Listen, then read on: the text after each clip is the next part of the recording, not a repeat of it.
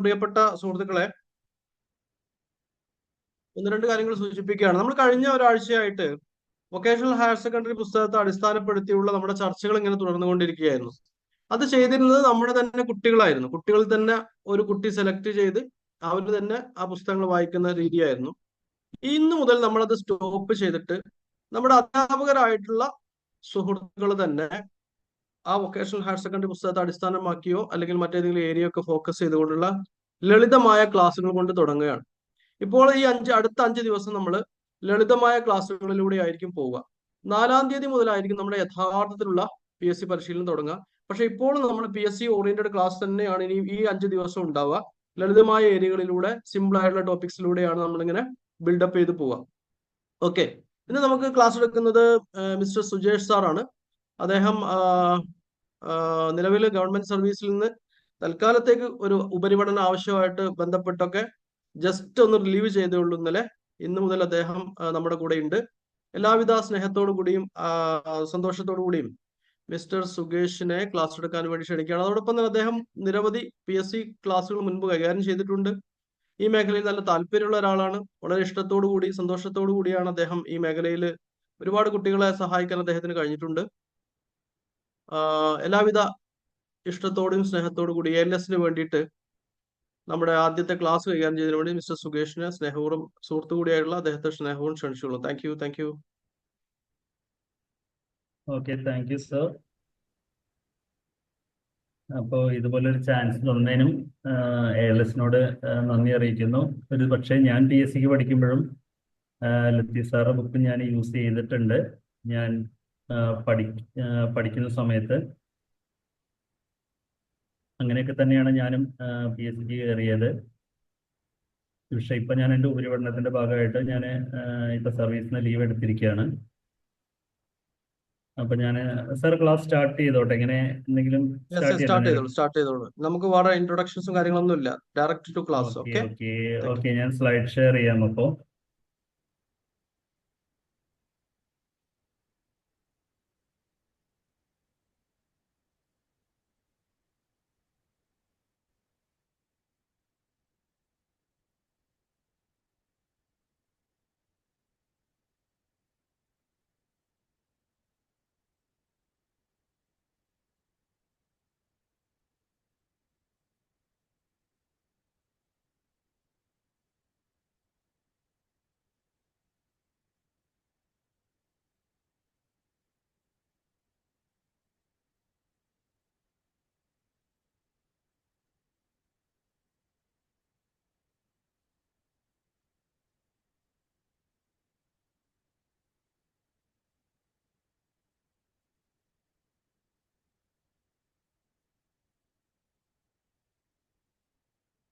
Okay, then എല്ലാവർക്കും good evening.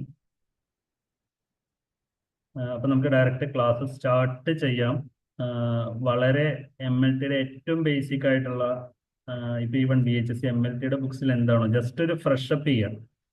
Just എല്ലാം ഒന്ന് റെഡിയായി ഒരു PSC പഠിക്കാൻ പ്രിപ്പയർ ആയിട്ട് വരാൻ വേണ്ടി എല്ലാ കാര്യങ്ങളും ഒന്ന് പൊടി തട്ടി എടുക്കുന്ന രീതിയിൽ നമുക്ക് ഡിസ്കഷൻ, ഒരു ഇന്ററാക്റ്റീവ് സെഷനായിട്ട് മുന്നോട്ട് പോകാം. അല്ലാതെ ഇതിൽ നിങ്ങൾ പുതിയതായിട്ട് ഒന്നും കൂടുതൽ പഠിക്കാൻ പോകുന്നുണ്ടാവില്ല. നിങ്ങൾ പഠിച്ച കാര്യങ്ങൾ ഒന്ന് ബ്രഷപ്പ് ചെയ്തെടുക്കുക. അത് മാത്രമാണ്. കാരണം സെൽഫ് കൗണ്ട്സ് ആണ് ക്ലാസ് എടുക്കുന്നത്. ഓക്കെ, അപ്പോൾ നമ്മൾ ഹെമറ്റോളജി കൗണ്ടിങ് എല്ലാം വരുന്ന ഹെമറ്റോളജി. അപ്പോൾ എന്താണ് ഇതിന്റെ ബേസിക് കാര്യങ്ങളെല്ലാം നമുക്കറിയാം. എന്നാലും ഞാൻ ജസ്റ്റ് ഒന്ന് പറഞ്ഞു പോവാം. ഹെമറ്റോളജി എന്ന് പറഞ്ഞാൽ ഹീം എന്ന് പറഞ്ഞാൽ ബ്ലഡ്, ലോഗോസ് എന്ന് പറഞ്ഞാൽ അല്ലെങ്കിൽ ലോജി എന്ന് പറഞ്ഞു കഴിഞ്ഞാൽ സ്റ്റഡി, ബ്ലഡിന്റെ സ്റ്റഡി. അപ്പൊ നമ്മൾ ഇതിൽ എന്ത് ചെയ്യുന്ന ചോദിച്ചാൽ branch of science which deals with study of blood.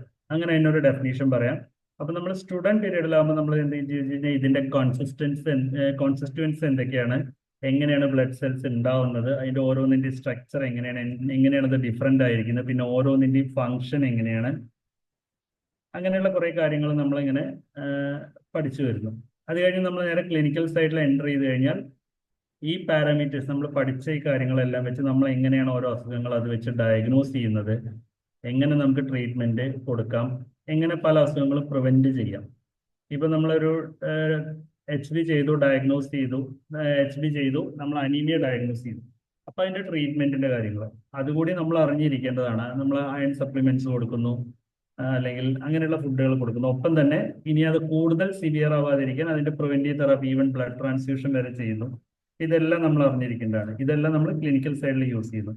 അതായത് നമ്മുടെ ബോഡിയിൽ എന്തൊരു ചേഞ്ച് വന്നാലും അതെല്ലാം നമ്മുടെ ബ്ലഡിൽ റിഫ്ലക്റ്റ് ചെയ്യും.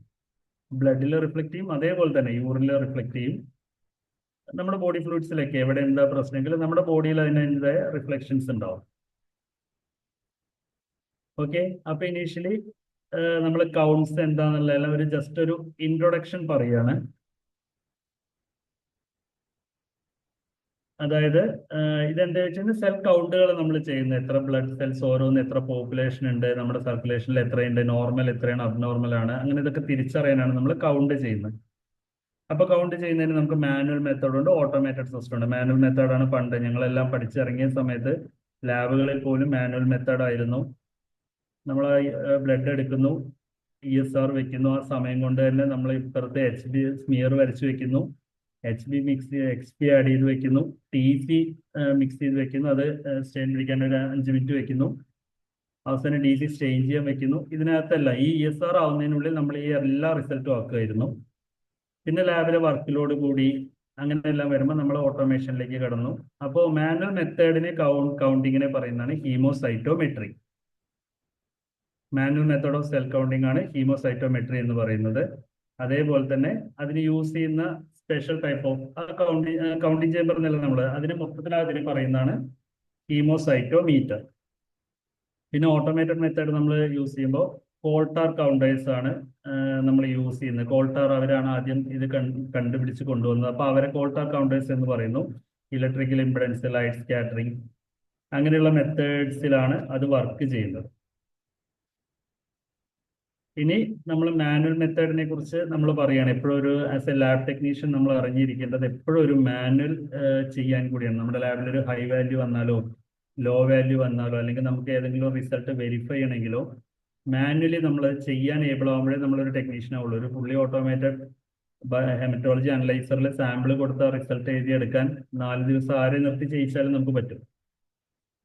സോ അപ്പൊ അതിന് യൂസ് ചെയ്യുന്നതാണ് കൗണ്ടിങ് ചേമ്പേഴ്സ്. ഇപ്പൊ ഒന്നും പല ലാബുകളിൽ കൗണ്ടിങ് ചേമ്പർ കീപ്പ് ചെയ്യുന്ന പോലും ഇല്ല. അപ്പോൾ അതൊരു സ്പെഷ്യൽ ടൈപ്പ്, നിങ്ങളെല്ലാ കൗണ്ടിങ് ചേമ്പർ കണ്ടിട്ടുണ്ടാവും. Special type rectangular glass slide ആണ്. അതിനെ 3ആയിട്ട് ഡിവൈഡ് ചെയ്തിട്ടുണ്ട് ബൈ റിഡ്ജസ്. 3 സ്റ്റേജസ് ആയിട്ട് റിഡ്ജസ് വെച്ചിട്ട് ഡിവൈഡ് ചെയ്തിട്ടുണ്ട്. അതിൻ്റെ ഇടയ്ക്കുള്ള ഒരു സെപ്പറേഷൻ വരുന്നതാണ്. ഏറ്റവും സെൻറ്ററിൽ റോൾഡ് ഏരിയ വരുന്നുണ്ട്. അതൊക്കെയാണ് കൗണ്ടിങ് ചേമ്പർ. കൗണ്ടിങ് ചേമ്പറിന്റെ ഡെപ്ത് എന്ന് പറയുന്നത്, ഡെപ്ത് ഓഫ് കൗണ്ടിങ് ചേമ്പർ എന്ന് പറയുന്നത് ആ ഡിസ്റ്റൻസ് ആണ്. റോൾഡ് ഏരിയയിൽ വെച്ചിട്ട് റോൾഡ് ഏരിയ തമ്മിലും അതുപോലെ lower surface of cover glass ഇത് തമ്മിൽ ഡിഫറൻസ് ആണ് വരുന്നത്. അതിന് ആ ഗ്യാപ്പാണ് നമ്മൾ ഡെപ്ത് എന്ന് പറയുന്നത്. അതായത് നമ്മുടെ കൗണ്ടിങ് ചേമ്പറിന് മേലെ കവർ ഗ്ലാസ് വെച്ച് കഴിഞ്ഞാൽ അതിനിടയ്ക്ക് വരുന്ന gap lower surface of the cover glass and upper surface of the ruled area. ഇനി ഒരുപാട് different types of counting chambers ഉണ്ട് നമുക്ക്. തോമസിസ് കൗണ്ടിങ് ചേമ്പർ ഉണ്ട്, ബർക്കർ കൗണ്ടിങ് ചേമ്പർ ഉണ്ട്, ഫസ്റ്റ് റോസെന്താൽ കൗണ്ടിങ് ചേമ്പർ ഉണ്ട്, ന്യൂബാർ കൗണ്ടിങ് ചേമ്പർ ഉണ്ട്. അതിന്റെ കുറച്ചുകൂടി ഇംപ്രൂവ്ഡ് വേർഷൻ ആയിട്ടുള്ള ഇംപ്രൂവ്ഡ് ന്യൂബാർ കൗണ്ടിങ് ചേമ്പർ ഉണ്ട്. അപ്പോൾ ഇത്രയാണുള്ളത്. ഇതിൽ ഏറ്റവും കോമൺ ആയി യൂസ് ചെയ്യുന്നത് ന്യൂബാർ കൗണ്ടിങ് ചേമ്പർ ആണ്. നമ്മുടെ റൂൾഡ് ഏരിയ കാര്യങ്ങളെല്ലാം ഞാൻ അതിന്റെ റൈറ്റ് സൈഡിൽ ഒരു പിക്ചർ ആയിട്ട് കൊടുത്തിട്ടുണ്ട്. ദെൻ ഇനിയാണ് ഇതിന്റെ നമ്മൾ ഓരോന്ന് കുറച്ചുകൂടി ഡീറ്റെയിൽ ആയിട്ട് പറയുന്നത്. ഇതിൽ ഇംപ്രൂവ്ഡ് ന്യൂബാർ കൗണ്ടിങ് ചേമ്പർ ആണ് നമുക്ക് ഏറ്റവും ഇമ്പോർട്ടൻ്റ് ആയത് കാര്യം.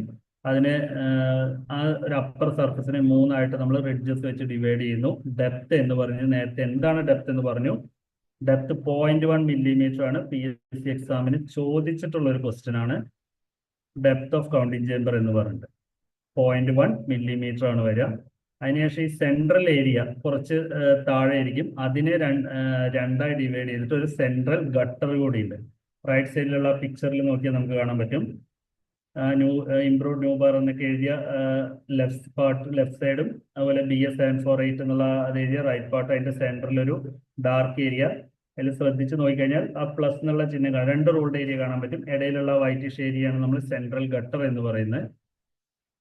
ഇതിന്റെ മൊത്തം ഇംപ്രൂവ് ന്യൂബർ കൗണ്ടിങ് ചേമ്പറിന്റെ ഏരിയ, ഇതിന്റെ റൂൾഡ് ഏരിയ എന്ന് പറയുന്നത് 9 മില്ലിമീറ്റർ സ്ക്വയർ ആണ്, അല്ലെങ്കിൽ സ്ക്വയർ മില്ലിമീറ്റർ എന്ന് പറയും. ഈ 9 മില്ലിമീറ്റർ സ്ക്വയറിനെ നമ്മൾ 9ആയി ഡിവൈഡ് ചെയ്യുന്നത് ട്രിപ്പിൾ ലൈൻസ് വെച്ചിട്ടാണ്. ട്രിപ്പിൾ ലൈൻ വെച്ചിട്ട് ഓരോ 1 മില്ലിമീറ്റർ സ്ക്വയർ ഏരിയയുള്ള ട്രിപ്പിൾ ലൈൻ ആയിട്ട് ഡിവൈഡ് ചെയ്യുന്നത്, 9 കോളംസ് ആയി ഡിവൈഡ് ചെയ്യുന്നത് ട്രിപ്പിൾ ലൈൻ വെച്ചിട്ടാണ്. പിന്നെ അതിൻ്റെ അപ്പം 4 സൈഡിലും ഒരു 4 കോളംസ് വരും, കോർണർ സ്ക്വയേഴ്സ് എന്ന് പറയും. അത് WBC ഏരിയ ആണ്. അത് വീണ്ടും 16 ആയിട്ട് ഡിവൈഡ് ചെയ്യുന്നുണ്ട് സിംഗിൾ ലൈൻസ് വെച്ചിട്ട്. ആ സിംഗിൾ ലൈൻസ് വെച്ച് ഡിവൈഡ് ചെയ്താൽ 16 ഏരിയ. അങ്ങനെ 4 corner square, upper right, upper left, lower right, lower left, ഈ ഇത്ര ഏരിയയിൽ വെച്ചിട്ടാണ് നമ്മൾ WBC കൗണ്ട്, ഈസ്നോഫിൽ കൗണ്ട് കാര്യങ്ങളെല്ലാം നമ്മൾ ചെയ്യുന്നത്. ഈസ്നോഫിൽ ഹോൾ ഏരിയയും യൂസ് ചെയ്യും. ദെൻ RBC ഏരിയ എന്ന് പറഞ്ഞാൽ ഏറ്റവും സെൻട്രലിലുള്ള, ഇപ്പൊ ഇതിന് മുമ്പത്തെ പിക്ചറിൽ ആ റെഡ് ഡോട്ടുകളായിട്ട് കൊടുത്തിട്ടുള്ള ആ ഏരിയ മാത്രമാണ്. അതായത് സെൻട്രൽ സ്ക്വയറിനെ വീണ്ടും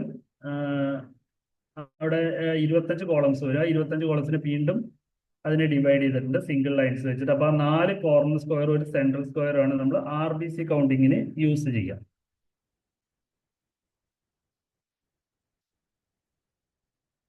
ഓക്കെ, ദെൻ പിപ്പറ്റ്സ്, അതായത് ഡയലൂഷൻ പിപ്പറ്റ്സ്. ഡയലൂഷൻ പിപ്പറ്റ്സ് എന്ന് പറയുമ്പോൾ RBC ഡയലൂട്ടിംഗ് പിപ്പറ്റ്, WBC ഡയലൂട്ടിംഗ് പിപ്പറ്റ്. അപ്പൊ ഈ കാര്യം, ഇതിൽ പറയുന്ന കാര്യങ്ങൾ ഏറ്റവും ഇമ്പോർട്ടൻ്റ് ആണ്. ഒരു PSC എക്സാമിന് ചോദിച്ചിട്ടുള്ള ഒരു ക്വസ്റ്റ്യൻ ആണ്. ഇതിന്റെ യൂസ് എന്തൊക്കെയാണ് എന്നുള്ളത്, അതിന്റെ ബീഡിന്റെ കാര്യങ്ങളാണ് പറയുന്നത്. അപ്പൊ ആദ്യം നമുക്ക് ഇതിന്റെ ഡയലൂട്ടിംഗ് പിപ്പറ്റിന്റെ പാർട്സ് പറയാം. അതിനൊരു സ്റ്റെം ഉണ്ട്, ഒരു ബൾബ് ഉണ്ട്, ഒരു റബ്ബർ ട്യൂബ് ഉണ്ട്, ഒരു പ്ലാസ്റ്റിക് മൗത്ത് പീസ് ഉണ്ട്. ഈ 4 പാർട്ടുകളാണ് ഇതിനുള്ളത്. ഇത് ഗ്രാജുവേറ്റഡ് പിപ്പറ്റ് ആണ്. ഇതിൽ മാർക്കിംഗ് ഉണ്ടായിരിക്കും. ആ ഡയലൂഷൻ പിപ്പറ്റിനനുസരിച്ച് അതിന്റെ മാർക്കിംഗ് മാറും. എന്നാലും നമുക്കത് ഓരോന്ന് പറയാം. ഇതിലിപ്പോൾ ഗ്രാജുവേറ്റഡ് പിപ്പറ്റ് ആണെന്ന് കൂടി പറയാം. ഈ ബൾബിനകത്ത് ഒരു പ്ലാസ്റ്റിക് ബീഡ് ഉണ്ട്. കോമൺ ക്രൈറ്റീരിയ ആണ് ഇപ്പോൾ പറയുന്നത്. ഈ പ്ലാസ്റ്റിക് ബീഡിന്റെ യൂസുകളാണ് പറയുന്നത്. തറോ മിക്സിംഗ്, ഈ 4 പോയിന്റ് ഓർത്ത് വെക്കണം എപ്പോഴും. ഇത് ഒരു എക്സാമിന് ചോദിച്ചിട്ടുണ്ട്. തറോ മിക്സിംഗ് ആണ്, അതായത് അതിനകത്തുള്ള ഫ്ലൂയിഡിന്റെ പ്രോപ്പർ, അതായത് നമ്മൾ ബ്ലഡും ഡയലൂട്ടിംഗ് ഫ്ലൂയിഡ് എടുക്കുമ്പോൾ തറോ മിക്സിങ്ങിന് യൂസ് ചെയ്യാം. Prevent the entry of air, prevent the entry of air, അതിനകത്തുള്ള എയർ ബബിൾ വരുന്നതിനെ റിമൂവ് ചെയ്യാനും ചെയ്യുമ്പോൾ യൂസ് ചെയ്യുന്നതാണ്. പിന്നെ അതിന്റെ കളർ വെച്ചിട്ട് നമുക്ക് ഐഡന്റിഫൈ ചെയ്യാം, അതൊരു RBC ഡയലൂട്ടിംഗ് പിപ്പറ്റ് ആണോ WBC ഡയലൂട്ടിംഗ് പിപ്പറ്റ് ആണോ. പിന്നെ 4ാമത്തെ യൂസ്, ആ പിപ്പറ്റ് ഡ്രൈ ആണോ വെറ്റ് ആണോ. പിപ്പറ്റ് വെറ്റ് ആണെങ്കിൽ ഈ ബീഡ് ആ ഗ്ലാസിന്റെ സൈഡിൽ ഒട്ടിയിരിക്കും. ഡ്രൈ ആയി കഴിഞ്ഞാൽ ആ ബീഡ് അതിനകത്ത് ഫ്രീ ആയിട്ട് മൂവ് ചെയ്യും. അപ്പൊ ഈ 4 കാര്യങ്ങൾ ഓർത്ത് വയ്ക്കുക. ആ ബീഡിന്റെ function mixing, prevent air bubbles, identification, and know the whether the pipette is dry, wet or dry. ഇത്രയാണുള്ളത്. പിന്നെ അതിന്റെ റബ്ബർ പീസ് എല്ലാം ഉള്ളത് നമുക്ക് മൗത്ത് പീസ് ഉണ്ട്. പണ്ട് മൗത്ത് പിപ്പറ്റ് ചെയ്തൊരു സമയം ഉണ്ടായിരുന്നു, അതിനു വേണ്ടി യൂസ് ചെയ്യുന്നതാണ്. അപ്പോൾ ഇതാണ് RBC ഡയലൂട്ടിംഗ് പിപ്പറ്റ്. ഇതിന്റെ എല്ലാ അതിലും മാർക്കിംഗ് ഇതിലേക്ക് പിക്ചറിൽ കൊടുത്തിട്ടുണ്ട്. ഒരു 0.5 ഉണ്ടായിരിക്കും, 1 ഉണ്ടായിരിക്കും, അതിനകത്തൊരു വലിയൊരു ബൾബ് ഉണ്ടായിരിക്കും. അപ്പോൾ RBC WBC പിപ്പറ്റ് തമ്മിൽ ഡിഫറൻഷിയേറ്റ് ചെയ്യാൻ നമുക്ക് നോക്കേണ്ടത് അതിനകത്തെ ബീഡും ബൾബിന്റെ സൈസ് നോക്കാം, മാർക്കിംഗ് നോക്കാം. ഇതെല്ലാം നോക്കിയാൽ നമുക്ക് തിരിച്ചറിയാൻ പറ്റും. ദെൻ ബൾബിന് മേലെയായിട്ട് ഒരു 101 മാർക്കിംഗ് കൂടി ഉണ്ടായത്. ഓക്കെ, അപ്പൊ ഇതിൽ എടുക്കാൻ പറ്റുന്ന ഡയലൂഷൻ നമുക്ക് 0.5 വരെ ബ്ലഡ് എടുത്തിട്ട് ഡയലൂട്ടിംഗ് ഫ്ലൂയിഡ് 101 വരെ എടുത്തു കഴിഞ്ഞാൽ നമ്മുടെ ഡയലൂഷൻ എന്ന് പറയുന്നത് 1:200 ആണ്. 1 വരെ എടുത്ത് 101 വരെ നമ്മൾ 1 വരെ ബ്ലഡ് എടുത്ത് 101 വരെ ഡയലൂട്ടിംഗ് ഫ്ലൂയിഡ് എടുത്തു കഴിഞ്ഞാൽ നമ്മുടെ ഡയലൂഷൻ 1:100 ആണ്. അതനുസരിച്ചിട്ട് നമുക്ക് ചെയ്യാൻ പറ്റും. RBC കൗണ്ട്, പ്ലേറ്റ്ലെറ്റ് കൗണ്ട് എല്ലാം ചെയ്യാനാണ് RBC പിപ്പറ്റ്സ് യൂസ് ചെയ്യുന്നത്. Then next WBC pipette. നേരത്തെ പറഞ്ഞ ക്രൈറ്റീരിയ എല്ലാം ഇതിന് വരും. ഇതിനകത്ത് മാർക്കിംഗ് 0.5, 1 തന്നെയാണ്. ബൾബിന് താഴെയുള്ള ഏരിയയിൽ 0.5, 1 തന്നെയാണ്. പക്ഷെ മേലെയുള്ളതിൽ ബൾബ് ചെറുതായിരിക്കും, വൈറ്റ് ബീഡ് ആയിരിക്കും. അതിനകത്ത് വരുന്നത് 11 ആയിരിക്കും. ബൾബിന്റെ മേലെയുള്ള ഇത് 11 ആയിരിക്കും മാർക്കിംഗ്. അപ്പൊ നമുക്ക് എടുക്കാൻ പറ്റുന്ന ഡയലൂഷൻ 1:10 1:20 ഡയലൂഷനാണ്. 0.5 വരെ എടുത്ത് 11 വരെ ബ്ലഡ് എടുത്തു കഴിഞ്ഞാൽ നമുക്ക് 1:20 ഡയലൂഷൻ കിട്ടി. 1 വരെ ബ്ലഡ് എടുത്തിട്ട് എടുത്ത് അതിനുശേഷം 11 വരെ ഡയലൂട്ടീവ് ഫ്ലൂയിഡ് എടുത്തു കഴിഞ്ഞാൽ അതിൽ വരുന്ന 1:10 ഡയലൂഷൻ ആണ്. WBC പിപ്പറ്റ്സ് യൂസ് ചെയ്യുന്നത് WBC കൗണ്ട് ചെയ്യാനും അബ്സലൂട്ട് ഈസിനോഫിൽ കൗണ്ട് ചെയ്യാനും സ്പേം കൗണ്ട് ചെയ്യാനും എല്ലാം WBC പിപ്പറ്റ് നമ്മൾ യൂസ് ചെയ്യും. അടുത്ത ഹീമോസൈറ്റോമെട്രിയിൽ വരുന്ന പിപ്പറ്റാണ് ബോക്സിൽ വരുന്നതാണ് സാളിസ് പിപ്പറ്റ്. സാളിസ് പിപ്പറ്റ് അറിയാം, അതിൽ ഒരൊറ്റ മാർക്കിംഗ് ഉണ്ടായിരിക്കുള്ളൂ. ആ പിക്ചറിലും കാണുന്നുണ്ട് 20 മൈക്രോലിറ്റർ അല്ലെങ്കിൽ 0.02 ml ആണ് വരിക. നമ്മൾ ഇത് വെച്ചാണ് നമ്മൾ മാക്സിമം ഒരുപാട് നമ്മളിപ്പോൾ ഈ TCയും എല്ലാം നമ്മൾ ബൾക്ക് ഡയലൂഷൻ ഉണ്ട് കേട്ടോ. അതായത് WBC കൗണ്ട് എല്ലാം നമുക്ക് പിപ്പറ്റ് ഡയലൂഷൻ ചെയ്യാം, മൈക്രോ ഡയലൂഷൻ മെത്തേഡ് അല്ലെങ്കിൽ പിപ്പറ്റ് ഡയലൂഷൻ ചെയ്യാം, അത് വഴിയെ പറയാം. അപ്പോൾ ബൾക്ക് ഡയലൂഷൻ മെത്തേഡിൽ 20 മൈക്രോ ആഡ് ചെയ്യാൻ നമ്മൾ ഇപ്പോഴല്ലേ മൈക്രോ പിപ്പറ്റ് നമുക്ക് വന്നത്, automatic micro pipette 20 micro add ചെയ്യാൻ വന്നത്. പണ്ട് ഈ പിപ്പറ്റ് വെച്ചിട്ടായിരുന്നു നമ്മൾ ചെയ്തിട്ടുണ്ടായിരുന്നത്.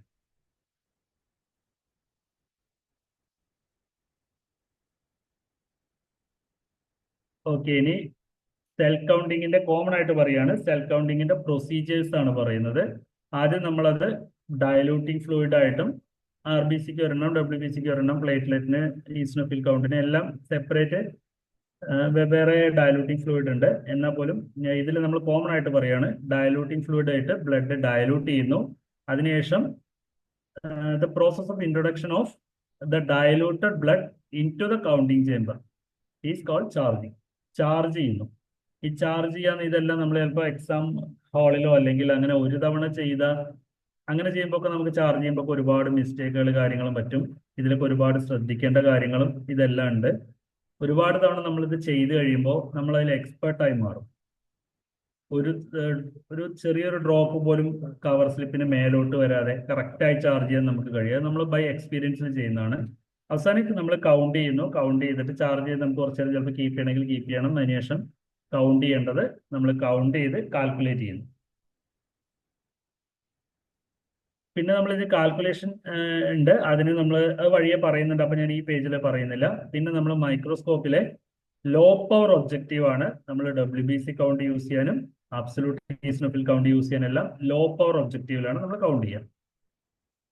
പക്ഷെ RBC കൗണ്ട് എല്ലാം ചെയ്യാനും പ്ലേറ്റ്ലെറ്റ് കൗണ്ട് ചെയ്യാനും നമ്മൾ യൂസ് ചെയ്യുക ഹൈ പവർ ഒബ്ജക്റ്റീവ് ആണ്.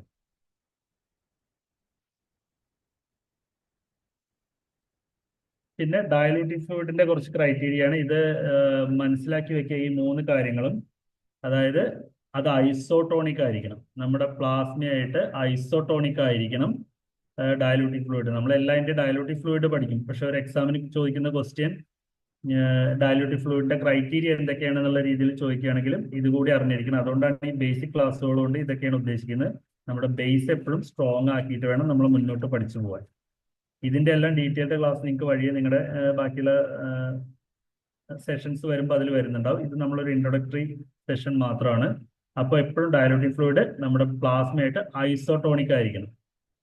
പിന്നെ specific gravity, high specific gravity ആയിരിക്കണം. അപ്പോൾ സെല്ല് അഗ്രിഗേഷൻ പ്രിവെന്റ് ചെയ്യും. പിന്നെ ഓൾറെഡി ഡയലൂട്ടിക് ഫ്ലൂയിഡ് ആകുമ്പോൾ അതിൽ ഒരു ആന്റി കൊയാഗുലൻ പോലെ, അത് പ്രിവെന്റ് ക്ലോട്ടിംഗ് പ്രിവെന്റ് ചെയ്യുന്ന ഇതുണ്ടാവും. ക്ലംപിംഗ് അതുപോലെ റൂളെ ഫോർമേഷൻ, RBCയുടെ ഒരു ക്യാരക്ടറാണ് റൂളെ ഫോർമേഷൻ, അത് പ്രിവെന്റ് ചെയ്യുന്ന അതെല്ലാം അതിൽ ഉണ്ടായിരിക്കണം. ഇനി കൗണ്ടിങ്ങിന്റെ 2 മെത്തേഡാണ്. അതായത് നമ്മൾ ഈ ഡയലൂഷന്റെ 2 മെത്തേഡാണ് പറയുന്നത്. കൗണ്ടിങ് അല്ല, ഡയലൂഷന്റെ 2 മെത്തേഡ്. മൈക്രോ മെത്തേഡ് എന്ന് പറയും. ആ മെത്തേഡ് നമ്മൾ ഈ പറയുന്ന ഡയലൂട്ടിംഗ് പിപ്പറ്റ്സ് യൂസ് ചെയ്തിട്ടാണ് ചെയ്യുക. 0.5 വരെ 1 വരെ അങ്ങനെ എടുത്തിട്ട്. ദെൻ മാക്രോ മെത്തേഡ് അല്ലെങ്കിൽ ബൾക്ക് ഡയലൂഷൻ എന്ന് പറയുമ്പോൾ നമുക്ക് വേണമെങ്കിൽ നമ്മുടെ ഇപ്പോൾ മൈക്രോ പിപ്പറ്റ്സ് വെച്ചിട്ടൊക്കെ ചെയ്യുന്നതാണ് ബൾക്ക് ഡയലൂഷൻ മെത്തേഡ്. അത് കുറച്ചുകൂടി ഈസിയാണ്. ഇപ്പോൾ 380 മൈക്രോലിറ്ററും 20 മൈക്രോലിറ്ററും എടുത്തിട്ട് നമ്മൾ TC ചെയ്യുന്നു. 3.98 ml 20 മൈക്രോലിറ്റർ എടുത്തിട്ട് RBC കൗണ്ട് ചെയ്യുന്നു. ഇതൊന്നും ഇപ്പോൾ ആരും ചെയ്യാറില്ല, പക്ഷെ ഈ കാര്യങ്ങളെല്ലാം നമ്മൾ അറിഞ്ഞിരിക്കണം. നമ്മൾ അറിയാൻ ഏബിൾ ആയിരിക്കണം അത് ചെയ്യാൻ. കാൽക്കുലേഷൻ കോമൺ ആയിട്ടാണ് കാൽക്കുലേഷൻ പറയുന്നത്. നമ്പർ ഓഫ് സെൽ കൗണ്ടഡ് എത്രയാണെന്ന് നോക്കുക. അത് വെച്ചിട്ടാണ് നമ്മൾ സെല്ലിന്റെ എണ്ണം കിട്ടും. അതാണ് N എന്ന് പറയുന്നത്. Area counted dilution factor into depth factor whole divided by area counted. എത്ര ഏരിയ കൗണ്ട് ചെയ്തു, എത്ര ഡയലൂഷൻ നമ്മൾ എടുത്തു. അതേപോലെ കൗണ്ടിങ് ചേമ്പറിന്റെ ഡെപ്ത് ഫാക്ടർ എത്രയാണ്. എന്താണ് ഡെപ്ത് ഫാക്ടറിന്റെ റോൾ എന്ന് ചോദിച്ചാൽ ആ ഏരിയയ്ക്കുള്ളിലാണ്, ആ ഡെപ്ത് എത്രയാണോ ആ ഏരിയയ്ക്കുള്ളിലാണ് ഈ സെല്ല് നിൽക്കുന്നത്. ആ ഫ്ലൂയിഡായി മിക്സ്ഡ് ആയിട്ട്, അതായത് ഡയലൂട്ടിംഗ് ഫ്ലൂയിഡായി മിക്സ് ആയിട്ടുള്ള സെല്ല് നിൽക്കുന്ന ഏരിയ. അപ്പോൾ കറക്റ്റ് പറയുകയാണെങ്കിൽ അവിടെ ഒരു ഒരു പീസ്, ആ പീസിനകത്ത് എത്ര സെൽസ് ഉണ്ട് നോക്കിയിട്ടാണ് നമ്മൾ ഇതിന്റെ കൗണ്ട് നമ്മൾ ഫൈനലായിട്ട് കൊടുക്കുന്നത്. പഴയ മെത്തേഡ് ആകുമ്പോൾ ഒരുപാട് പേഴ്സൺ ടു പേഴ്സൺ, അതായത് ടെക്നീഷ്യൻ ടു ടെക്നീഷ്യൻ ഡിഫറൻസ് വരും, ചാർജിങ് ടു ചാർജിങ് ഡിഫറൻസ് വരും. അപ്പോൾ ഒരുപാട് ക്രോസ് ചെക്കിംഗ് എല്ലാം നമ്മൾ ചെയ്യും. എല്ലാ ഏരിയയിലും ഡിസ്ട്രിബ്യൂഷൻ പ്രോപ്പർ ആണോ, കറക്റ്റ് ആണോ, ഇതെല്ലാം നോക്കി കഴിഞ്ഞതിന് ശേഷമാണ് നമ്മൾ പേഷ്യന്റ് റിസൾട്ട് ഇഷ്യൂ ചെയ്യുക. ഇപ്പൊ WBCയുടെ അപ്പർ റൈറ്റ് കോർണറിലും ലോവർ ലെഫ്റ്റ് കോർണറിലും തമ്മിൽ മാച്ച് നല്ല വേരിയേഷൻ ഉണ്ടോ ആ കോളംസിൽ എണ്ണി കഴിയുമ്പോൾ ഉണ്ടെങ്കിലും നമ്മളത് റീചാർജ് ചെയ്ത് ആദ്യം കൗണ്ട് ചെയ്യണം എന്നാണ് പറയുക. എപ്പോഴും അത് ഒരു ആവറേജ് കൗണ്ട് ആയിരിക്കണം ഈ 4 കോളത്തിന് കിട്ടേണ്ടത്. ഓക്കെ, അപ്പൊ നമുക്ക് ഓരോ കൗണ്ടിലേക്കും പോവാം. Total erythrocyte count, RBC count. RBC count നമ്മൾ ചെയ്യുന്നത് പല ഹെമറ്റോളജിക്കൽ കണ്ടീഷൻസും ഇതെല്ലാം കണ്ടുപിടിക്കാൻ എല്ലാം നമുക്ക് ചെയ്യാം. അപ്പൊ ഇതിനെ യൂസ് ചെയ്യുന്നത് ഡയലൂട്ടിംഗ് ഫ്ലൂയിഡ്സ് എന്ന് പറയുന്നത് നോർമൽ സലൈൻ യൂസ് ചെയ്ത് നമുക്ക് RBC കൗണ്ട് ചെയ്യാം. നമ്മളതിങ്ങനെ കോമൺ ആയി യൂസ് ചെയ്യാറില്ല. ഡൈസീസ് ഫ്ലൂയിഡ്, ഹെയിംസ് ഫ്ലൂയിഡ്, ടോയ്സൺസ് ഫ്ലൂയിഡ്, ഗവേഴ്സ് ഫ്ലൂയിഡ്, ഇങ്ങനെയുള്ള കുറെ ഫ്ലൂയിഡ്സ് ഉണ്ട്. ഇതെല്ലാം RBC ഡയലൂട്ടിംഗ് ഫ്ലൂയിഡ് ആണ്, അല്ലെങ്കിൽ RBC കൗണ്ടിങ്ങിന് ഉപയോഗിക്കുന്ന ഫ്ലൂയിഡുകളാണ്. ഡൈസീസ് ഫ്ലൂയിഡ്, ഹെയിംസ് ഫ്ലൂയിഡ്, ടോയ്സൺസ് ഫ്ലൂയിഡ്, ഗവേഴ്സ് ഫ്ലൂയിഡ്. ഈ കാര്യങ്ങളെല്ലാം നന്നായിട്ട് പഠിച്ചു വെക്കുന്നതാണ്. എവിടെയെങ്കിലും എക്സാമിന് നമുക്ക് ചോദിച്ചു കഴിഞ്ഞാൽ ചിലപ്പോൾ ഈ 4 ഓപ്ഷൻ തരത്തിൽ ഒരെണ്ണം മാത്രമായിരിക്കും തരുന്നുണ്ടായിരിക്കും. ബാക്കി ഒന്ന് ടച്ച് ഫ്ലൂയിഡ് തരാം, ഒന്ന് റീസെക്കേഴ്സ് ഫ്ലൂയിഡ് തരാം, ഒന്ന് ഹിംഗിൾമാൻസ് ഫ്ലൂയിഡ് തരാം, ഹെയിംസ് ഫ്ലൂയിഡ് ആയിരിക്കും, എന്നിട്ട് അല്ലെങ്കിൽ ടോയ്സൺസ് ഫ്ലൂയിഡ് എന്നായിരിക്കും തരാം. അപ്പൊ ഈ പേരുകളെല്ലാം ഒന്ന് ഓർത്ത് വെക്കുക. നമ്മളിപ്പോൾ അതിലൊരു ഫ്ലൂയിഡിനെ കുറിച്ച് പറയുന്നു, ഫോർമൽ സിട്രേറ്റ് എന്ന് പറയും, അല്ലെങ്കിൽ ഡൈസീസ് ഫ്ലൂയിഡ് എന്ന് പറയും. അതിന്റെ content trisodium citrate, formalin, distilled water. അപ്പൊ ഇതിന്റെ ഓരോന്നിന്റെ റോൾ എന്താണെന്ന് PX എക്സാമിന് ചോദിച്ചിട്ടുണ്ട്. ഇവിടെ അല്ലേ ചോദിച്ച ടാക്സ് ഫ്ലൂയിഡിന്റെ കാര്യമാണ് ചോദിച്ചിട്ടുള്ളത്. ടാക്സ് ഫ്ലൂയിഡിലെ അസറ്റിക് ആസിഡിന്റെ റോൾ എന്താണ്, അങ്ങനെയുള്ള ചോദ്യങ്ങൾ വരും. അപ്പൊ ഇതിന്റെ അതുപോലെ പഠിച്ചു വെക്കണം. നമ്മൾ എഴുതാൻ പോകുന്ന എക്സാമിന് ക്വസ്റ്റ്യൻ ഇടുന്ന ആൾക്ക് അതാണ് ചോദിക്കാൻ തോന്നിയെങ്കിൽ അത് ചോദിക്കാം. അപ്പൊ ട്രൈസോഡിയം സിട്രേറ്റ് ആണ് ഇതിലെ ആന്റി കൊയാഗുലന്റായി ആക്ട് ചെയ്യുന്നു, ക്ലോട്ടിങ് പ്രിവെന്റ് ചെയ്യുന്നു, റൂളെ ഫോർമേഷൻ എല്ലാം പ്രിവെന്റ് ചെയ്യുന്നു. ഫോർമലിനാണ് സെൽസിനെ ഫിക്സ് ചെയ്യുന്നു, ബാക്ടീരിയൽ ഫംഗൽ ഗ്രോത്ത് എല്ലാം ഈ ഡയലൂട്ടിക് ഫ്ലൂയിഡ് സ്റ്റോർ ചെയ്യുമ്പോൾ വരാതിരിക്കാൻ നമുക്ക് ഹെൽപ്പ് ചെയ്യുന്നത്. പിന്നെ ഒരു as a diluent distilled water use ചെയ്യുന്നു. പ്രൊസീജിയർ നമുക്ക് ഒന്നല്ലെങ്കിൽ മൈക്രോ ഡയലൂഷൻ മെത്തേഡ് ചെയ്യാം, അല്ലെങ്കിൽ മാക്രോ ഡയലൂഷൻ മെത്തേഡ് ചെയ്യാം. മൈക്രോ ഡയലൂഷൻ മെത്തേഡ് ആണെങ്കിൽ 0.5 വരെ മാർക്ക് ബ്ലഡ് എടുത്ത് 101 വരെ RBC പിപ്പറ്റിലേക്ക് ഡയലൂട്ടിക് ഫ്ലൂയിഡ് എടുക്കുക, പ്രോപ്പറായി മിക്സ് ചെയ്യുക. മിക്സ് ചെയ്തതിനു ശേഷം ആ സ്റ്റെമ്മിനകത്തുള്ള കംപ്ലീറ്റ് ഡയലൂട്ടിക് ഫ്ലൂയിഡ് മാത്രമുള്ളത് നമ്മൾ ഡിസ്കാർഡ് ചെയ്തിട്ടാണ് ബൾബിനകത്തുള്ള ബ്ലഡ് ഈ എൻഡിലേക്ക് എത്തുമ്പോഴാണ് അവിടുത്തെ ബ്ലഡ് ഇവിടെ എൻഡിൽ എത്തിയിട്ടാണ് നമ്മൾ ചാർജ് ചെയ്ത് യൂസ് ചെയ്യുന്നത്. അത് മൈക്രോ പിപ്പറ്റ് ഡയലൂഷൻ എന്ന് പറയും, മൈക്രോ മെത്തേഡ് എന്ന് പറയും. ബൾക്ക് ഡയലൂഷൻ അല്ലെങ്കിൽ മാക്രോ മെത്തേഡിലാകുമ്പോൾ 3.98 ml നമ്മൾ ഡയലൂട്ടിക് ഫ്ലൂയിഡ് എടുത്തിട്ട് അതിലേക്ക് 20 മാക്ലിലിറ്റർ അല്ലെങ്കിൽ 0.02 ml ബ്ലഡ് ആഡ് ചെയ്തിട്ടാണ് ഫൈനൽ വോള്യം 400 ആക്കിയിട്ട് വരുന്നത്, 4 ml ആയിട്ട് വരുന്നത്.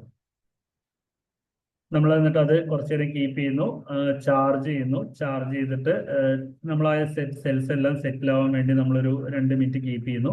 അതിനുശേഷം ഹൈ പവറിൽ RBC ഏരിയ ഫോക്കസ് ചെയ്ത് 4 കോർണർ സ്ക്വയേഴ്സും ഒരു സെൻട്രൽ സ്ക്വയർ എണ്ണുന്നു.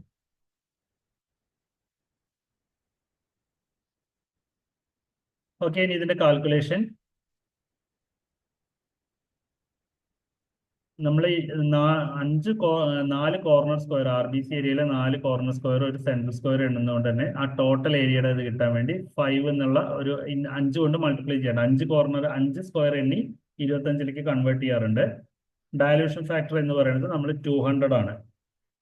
ഏത് മെത്തേഡിലാണെങ്കിലും 200 എടുക്കുന്നതുകൊണ്ട് ഡയലൂഷൻ ഫാക്ടർ 200. ഡെപ്ത് ഫാക്ടർ എന്ന് പറയുന്നത് 0.1/1 ചെയ്യുമ്പോൾ നമുക്ക് 10 കിട്ടും. ഏരിയ കൗണ്ടഡ് 1 millimeter സ്ക്വയർ മുഴുവനാണ് എണ്ണുന്നത്. RBC ഏരിയ പറഞ്ഞാൽ 1 millimeter സ്ക്വയർ ആണ് എണ്ണുന്നത്. അപ്പൊ നമുക്ക് N × 10,000 എന്ന് കിട്ടും. നോർമൽ വാല്യൂ ചെറിയ ചെറിയ ഫ്ലക്ച്വേഷൻസ് എല്ലാ ബുക്കുകളിലും പല മെത്തേഡ് ചെയ്യുന്നതും പല മെഷീൻസ് വരുമ്പോൾ അതിലൊക്കെ നോർമൽ വാല്യൂ ഒരു ഫ്ലക്ച്വേഷൻ ഉണ്ടാവും. എന്തായാലും ഈ റേഞ്ചിൽ പറയാ, എപ്പോഴും നമ്മൾ നോർമൽ വാല്യൂ പറയുമ്പോൾ യൂണിറ്റ് ഒപ്പം തന്നെ പറയാം. നിങ്ങൾ PSC എക്സാമിന്റെ ഇന്റർവ്യൂവിന് പോവുകയാണെങ്കിലും ഏത് പാരാമീറ്ററിന്റെ നോർമൽ ചോദിച്ചാലും ആ വാല്യൂവിന് ഒപ്പം അതിന്റെ യൂണിറ്റ് കൂടി മസ്റ്റ് ആയിട്ട് പറയണം. ഓക്കെ, ദെൻ RBC ഇൻക്രീസ് ചെയ്യുന്ന കണ്ടീഷൻ, RBC കൗണ്ട് നമ്മുടെ ബ്ലഡിൽ ഇൻക്രീസ് ചെയ്യുന്ന കണ്ടീഷനെ നമ്മൾ എറിത്രോസൈറ്റോസിസ് എന്ന് പറയുന്നു. ബിലോ നോർമൽ റേഞ്ചിന് ബിലോ പോകുമ്പോൾ എറിത്രോസൈറ്റോപീനിയ എന്ന് പറയുന്നു. ഇത് തന്നെ increasing condition, decreasing condition, physiological increase ഉണ്ട്, പത്തോളജിക്കൽ ഇൻക്രീസ് ഉണ്ട്. അപ്പൊ ആദ്യം ഫിസിയോളജിക്കൽ ഇൻക്രീസ് നോക്കാം. അപ്പൊ ഇനി മുതൽ നിങ്ങളൊന്ന് ഇന്ററാക്ട് ചെയ്ത് ഇരുന്ന് കഴിഞ്ഞാൽ ഇന്ററാക്ട് ചെയ്തുകൊണ്ട് നമുക്ക് ക്ലാസ് മുന്നോട്ട് കൊണ്ടുപോകും. ഇപ്പൊ നമ്മളൊരു ഇൻട്രൊഡക്ഷൻ പോലെയാണ് ഇത്രയും പറഞ്ഞത്. അറ്റ് ബർത്ത് ഫിസിയോളജിക്കൽ ഇൻക്രീസ് ആണ്. എന്തുകൊണ്ടാണ് ബർത്തിൽ ഒരു കുട്ടി ജനിച്ചുടനെ ആ കുട്ടിയുടെ RBC കൗണ്ട് കൂടുതലായിരിക്കാൻ കാരണം എന്താണെന്ന് പറയാൻ പറ്റുമോ ആർക്കെങ്കിലും? ഫിസിയോളജിക്കൽ ആണ്, അതൊരിക്കലും ഒരു പത്തോളജിക്കൽ കണ്ടീഷൻ അല്ല, ഫിസിയോളജിക്കൽ ആണ്. അപ്പൊ അത് എന്തുകൊണ്ടാണ് എന്നുള്ളത് ഒന്ന് പറയാൻ കഴിയുമോ നിങ്ങൾക്ക്? ജനിക്കുന്ന കുട്ടികളിൽ RBC കൗണ്ട് കൂടുതലാവാൻ കാരണം